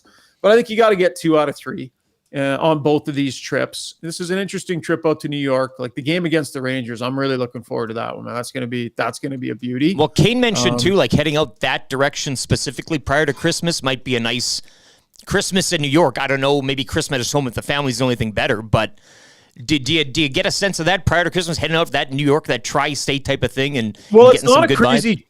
It's not a crazy travel trip, though, right, Eric? You go out there and you're kind of there. Well, you can enjoy yourself a bit. You can enjoy yourself a bit. It's a little bit different. They're set up for the most part for success here, right? They're fairly healthy. They had that 8-game winning streak where they rediscovered a lot of stuff that was wrong with their game. Now it's about making sure that they stop this thing. They really need to be a mature group and come out that first period. They need to come out and really sort of throw down the gauntlet a little bit and say, we're not letting this get to 3. So it'll be interesting to see what they do. And, the goaltending situation's been interesting too. I know fans are all kind of, there's probably a lot of discussion on your stream about that too, guys. They put themselves in position here where they went away from Stuart Skinner in an interesting moment. And Rob Brown made a great point last night. We were talking about it. He's like, you just won 8 in a row, and then you lost a game. That next game was so critical because you're either heading out on an important road trip on a losing streak if you lose that Florida game, or you're feeling great about yourselves. And the decision to start Pickard in that moment was kind of interesting. We had a lot of debate about that. I'd have started Skinner. And I said that the day before. I would have started Skinner, man. When your starter comes out post-game dusty and falls on his sword and says, I cost my team the game, that was my fault, you get that guy back in there. I thought they would have. I was actually very surprised when I saw that Pickard was starting. Now, with that being said, I don't think either goalie changes the outcome of that game, really, right? They just didn't. Yeah, I agree. Yeah, that's a fair point to make. Yeah. But I think it becomes more about what are you going to get out of Skinner here, right?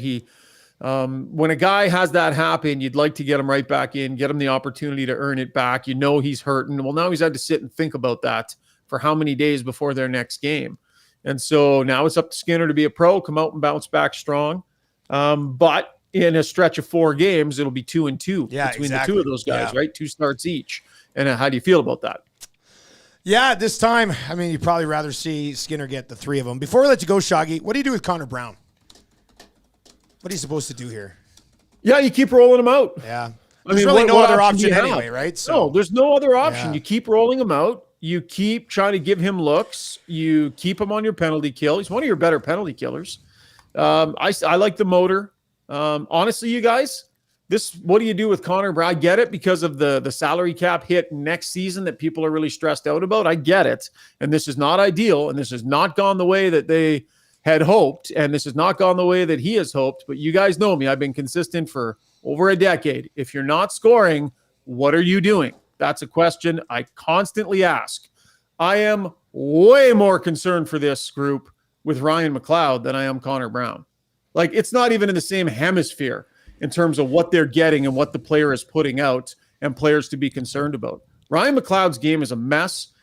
He's not playing with any sort of competitiveness. He's supposed to be their third line center, and it's not even close right now.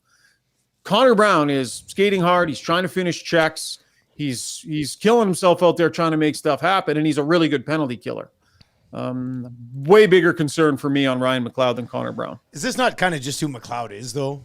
Right? Like, no, it's not. You know why it's not, Dusty? Because you watch him play in the playoffs. That's not the same player.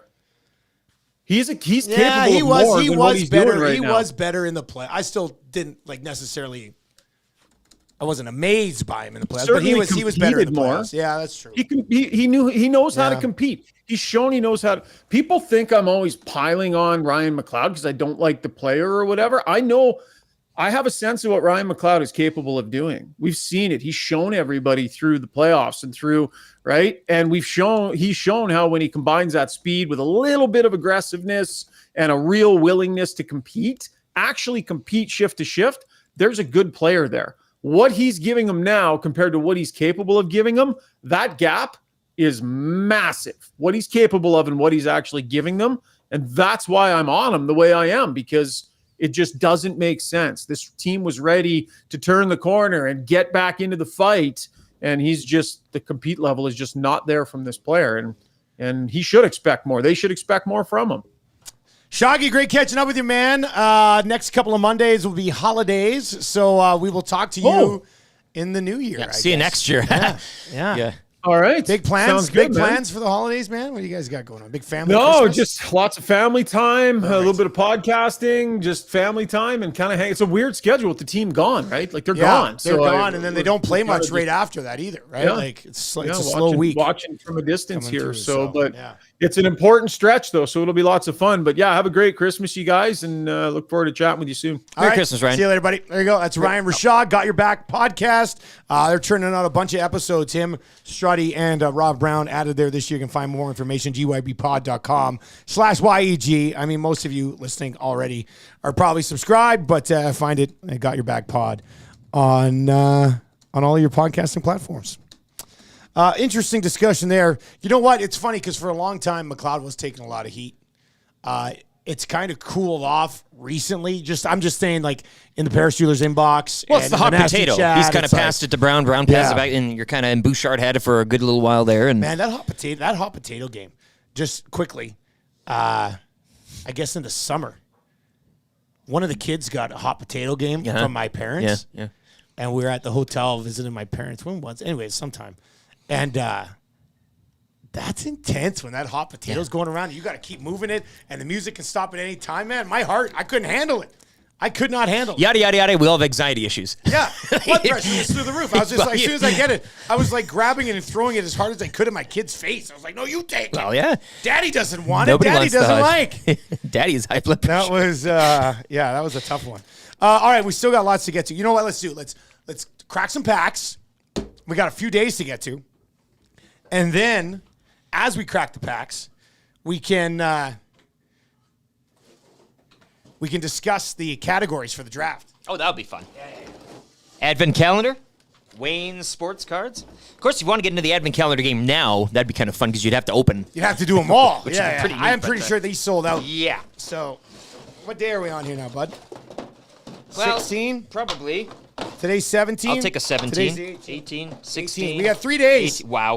This is great. A real treat for the boys. Got to be a hit in here now.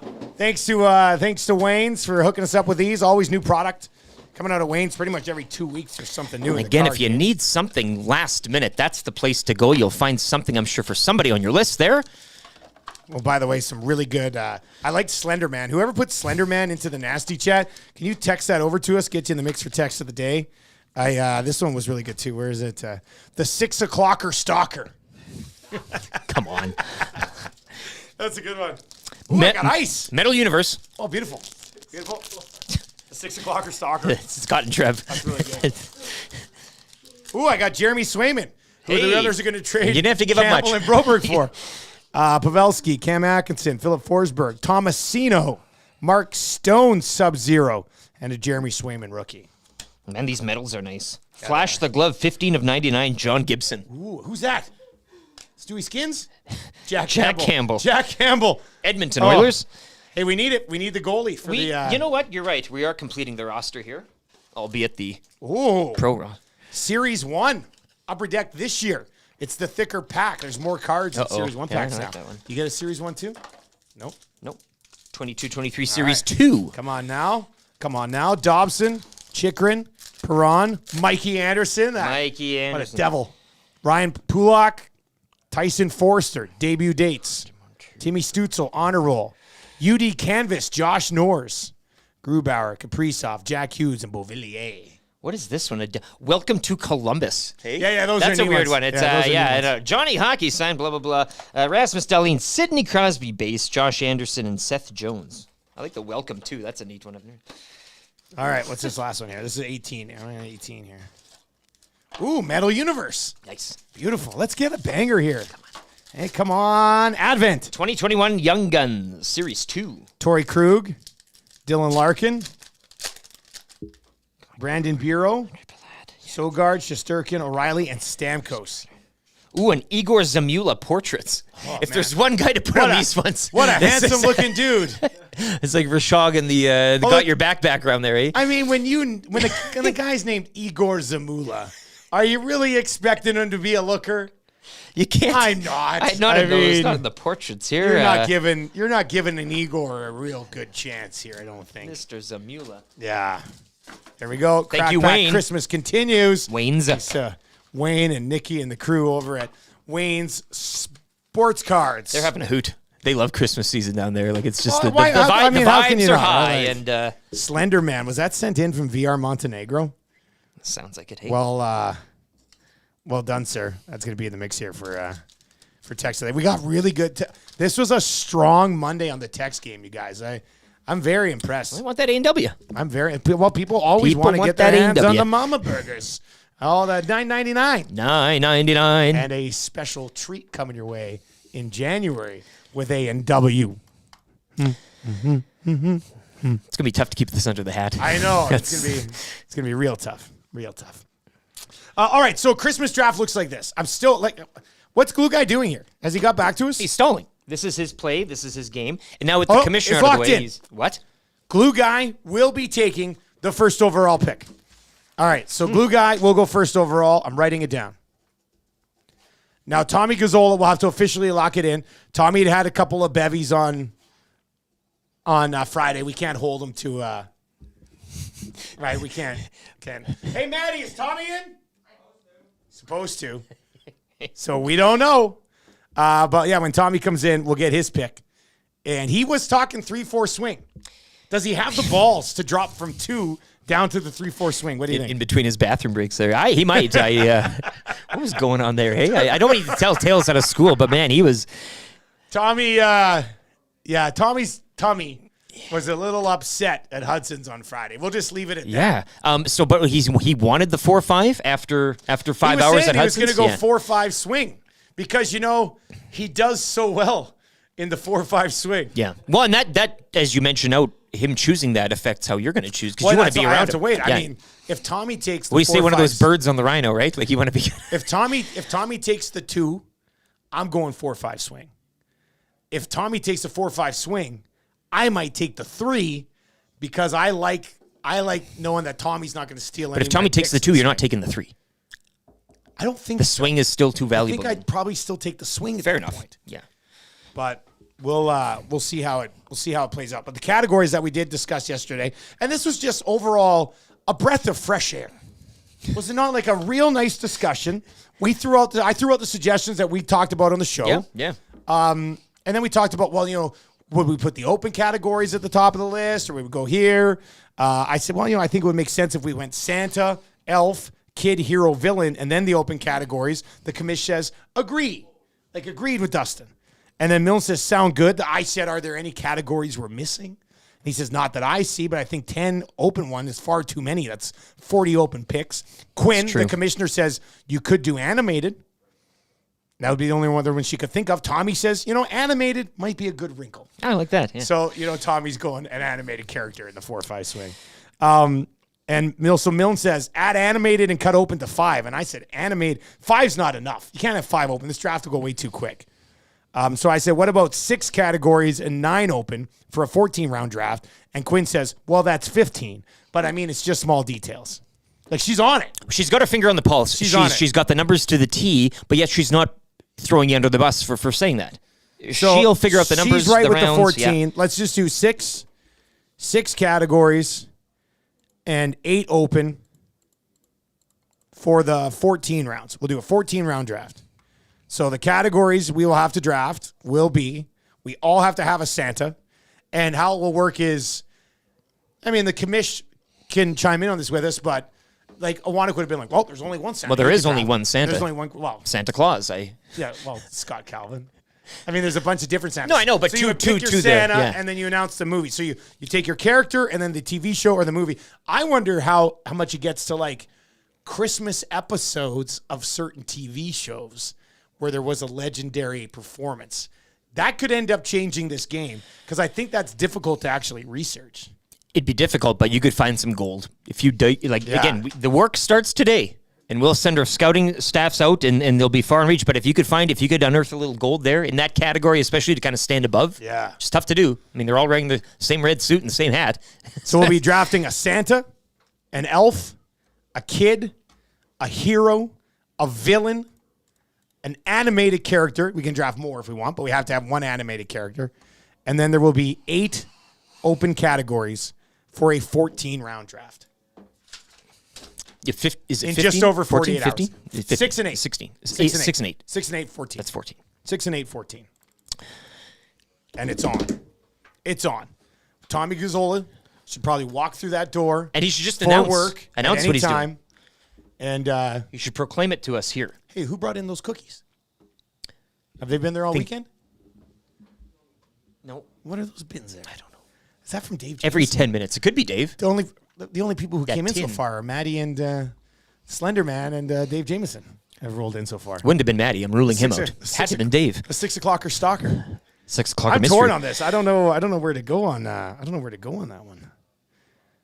All right, so Tommy should be in here. Dave Jameson. Who else is on the Hangout today? There was one more. It was a good one too. Tom, Maddie, Tom, Jamo. And a surprise. Maddie, who else is on the Hangout? They say? Silence. Wow, mystery. Oh. DVD. Oh, Van Diest? Van Diest, NHL.com. And then him and Tommy are going straight to Kelly's at 10 a.m. 11. Shows up. Yeah, if Tom shows up. Maddie, which name do you like more? The 6 o'clocker stalker. Oh, he turned around and walked away. He just turned around and walked away. Oh, yeah. I wanted his thoughts on it. Oh, yeah. The Slender Man Actually, or the yeah. 6 o'clocker stalker. I got it on Thursday. You already noticed it on Friday, Trev. No, you didn't. No. What? Not mine. Not mine. No. You didn't notice his haircut on Friday? Nobody did. Can you take off that? Look at this. Look at that. Oh, boy. Yeah. Well, that's young Mattawanek right there. Yeah. Junior high, man. Did you mean to take that down so much? Yes, I did. And I think I know why. You know why. I yeah. know why. Yeah. Because he explained. Yeah. Brilliant. Yeah. Man, this guy is meticulous. Like that's exactly what he should have done. Good look, hey. You're dialing back the years on him. That Trev, is though, early. on I Friday, want. I was you said you had this intoxicated. talent. I was intoxicated. I was blurry. I couldn't see much. So yeah, no. Yeah, but I noticed it right as soon as I saw him. Yeah, but I think while we were there at Hudson's, you were talking about your ability to spot people's haircuts. I know I was. And Maddie was literally sitting right next to you with a fresh haircut.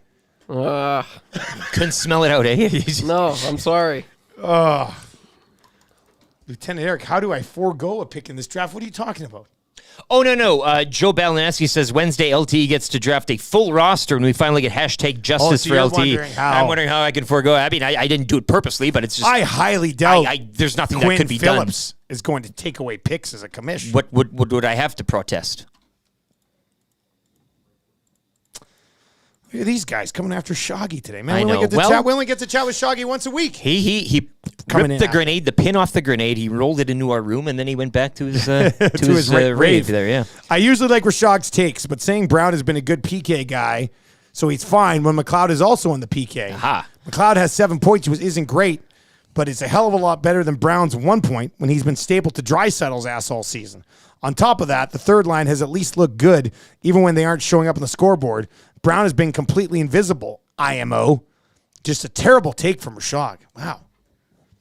I mean, you make some valid points in there, but I don't think it's a terrible take from Rishaug to want more out of Ryan McLeod. No, but I think if you're just comparing the two, you could make a case, as this texter said, Brown's been stapled to Draisaitl, all of those things, which I understand there as well. Yeah. Rishaug took a bite there, and that's fine. But as somebody suggested in the Nasty Chat, is Nuge now 3C and you move McLeod up to the wing? Have a McLeod Brown flank. That's a hell of a how lewd. Well, that is a hell of a thing for you to say to me. It's a car crash. Oh, you can play all of them on different channels at the same time. Yeah. Woo. All right, let's get into the wrap for William Huff. If you want your place to look as good as ours, this wall, that wall out there, the Hangout wall, the crew at William Huff gets it done, and they have been since 1972. Reach out to Bruce and his team, and they will treat you right. And by that, we mean make your place look awesome. What'd you learn on the show today, buddy? Well, Ryan Rishaug's a big Connor Brown fan, apparently. Hey, isn't that the that's what we're all taking from that? No. Ryan Rishaug's trying to run Ryan McLeod out of town. That's the one. That's what we learned there. Breaking news. Nothing too much on the flying across the desk this morning. I guess I do like this 11 hours ago. With the Jets out of the playoffs, is Rodgers' return this season less likely? Less likely. Man, Rodgers. Less likely. That Rodgers injury just killed me in a couple fantasy leagues this year. And we also I learned before this show even started this morning, that the person texting in with Roach officiating the Virden game out there, minor hockey league game. So he's an official, and we learned that. Gotta love to see it. Got to love to see it. All right, let's get to your sound of the day. Then we got to have a discussion about this text of the day, because this is a tough spot today. We got like 5 contenders for text of the day today. Sound of the day will be Lieutenant Eric's 12 Days of Christmas. YouTube, Trev, you give me one of those from A&W. Like right now? Yes, Trev. Why? Wait. We're practicing. We're getting warmed up. Give him a tone. From Main W. Yeah. Does that work? You like that? Oh, yeah, I mean, this is your... No, it's fine. I think if you... All right, let me just give you a little... Come in out of tone, out of pitch. Here. You like it about this loud, too, right? You're talking about That's good. Yeah, all right, okay, perfect. All right, boys. Let's knock this out of the park one more time. We're on day 9 of Lieutenant Eric's 12 Days of Christmas for your sound. Let me make sure here. Wait a sec. Nope. I'd love to do to Club Beef Loop, actually. That'd be... How dude. All right, here we go. Lieutenant Eric's 12 Days of Christmas, day 9.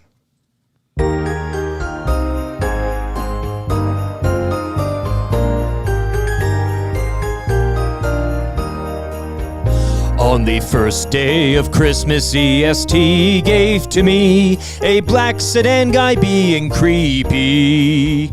On the second day of Christmas, EST gave to me 2 Tombstone Tuesdays and a black sedan guy being creepy.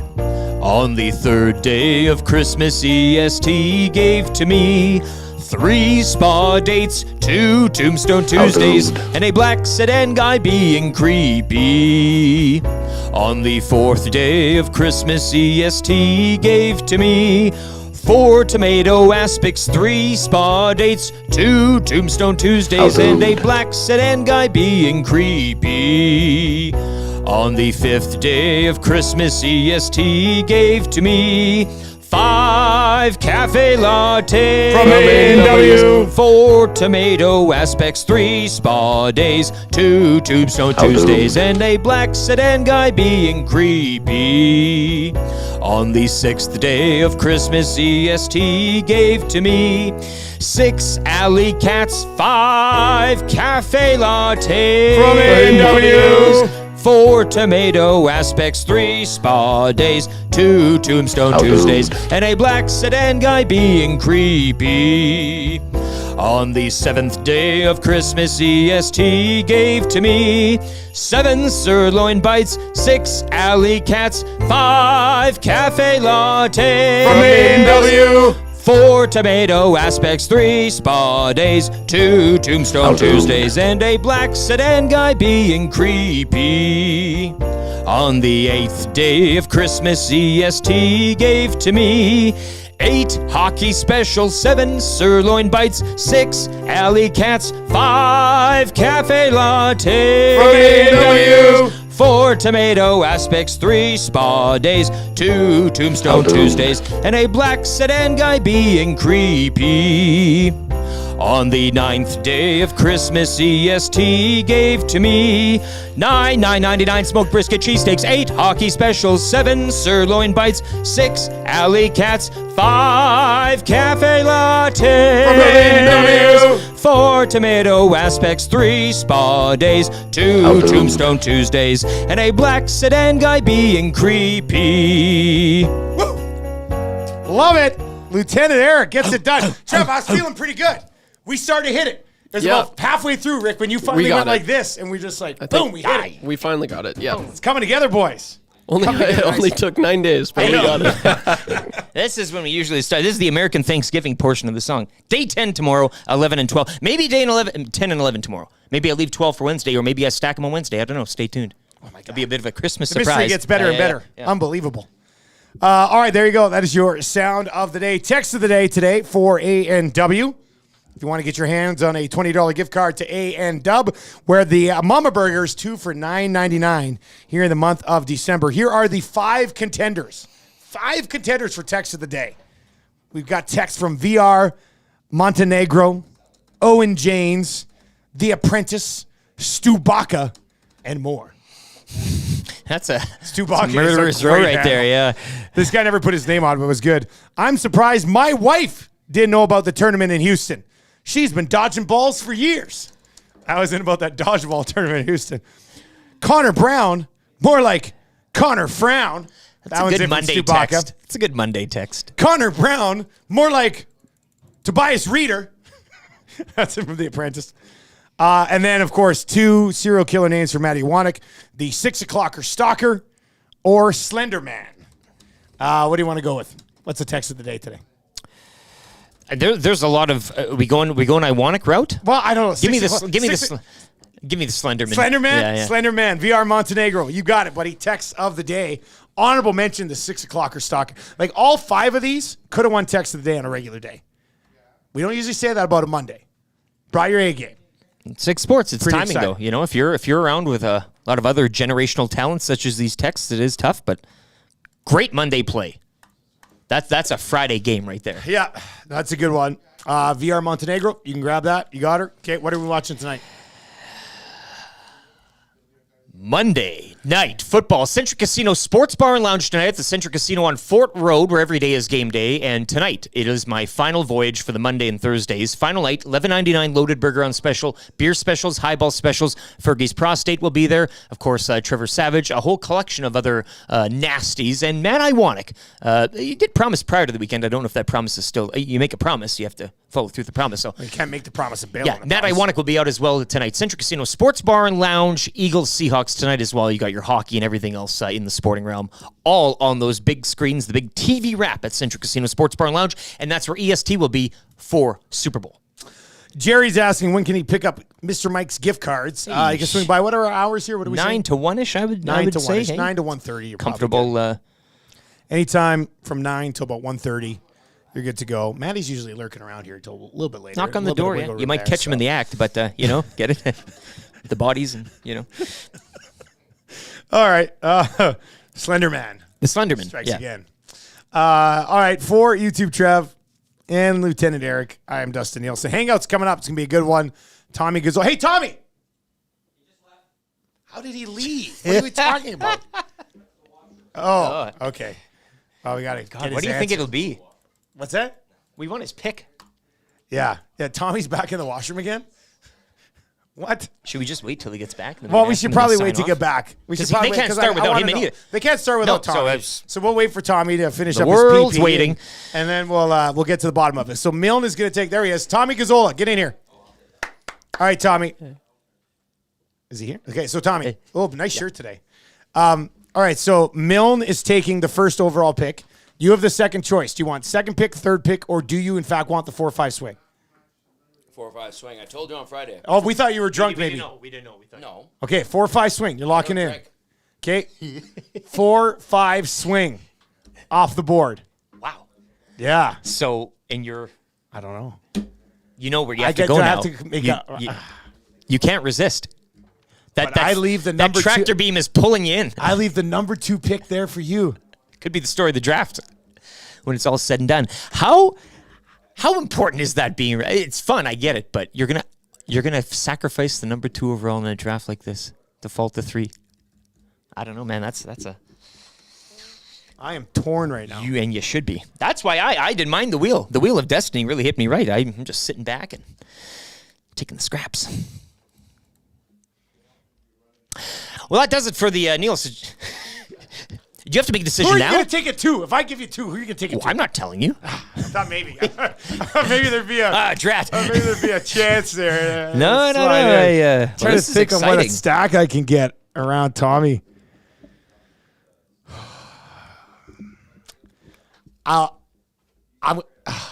When can we expect a decision? And how will you announce it? Video, maybe? I will announce via text message. I can't do it right now. I got to look at this. Fair enough. I got to look at this. Interesting. Wow. This could be the draft right here before it even starts. I kind of Actually, want that's what people 3, are saying. But I'm like, am I passing on a weird spot at 2? Like, is this like I would not be happy if this is a top 2 draft without looking at it, and then I go and. Best part for me is it's a win-win. You take 2, then I get to go. I know. You're in a real nice spot here. All right, Hangout's coming up. Make sure autoplay is on. And we'll slide you right on over there. Dave Jameson, Derek Van Diest, Tommy Gazzola, Matthew Iwanek. Oh, boy. This is going to be a great hangout today. If you are listening live on TuneIn or at EdmontonSportsTalk.com, you got a little Whale and the Wolf, our EST house band, the lead singer and bass player will be in on the hangout tomorrow. So stick around, a little bit of Whale and the Wolf, and then the hangout get fired up right away. For YouTube Trev, Lieutenant Eric, I'm Dustin Nielsen. Tell my friends about Edmonton Sports Talk. Take it easy.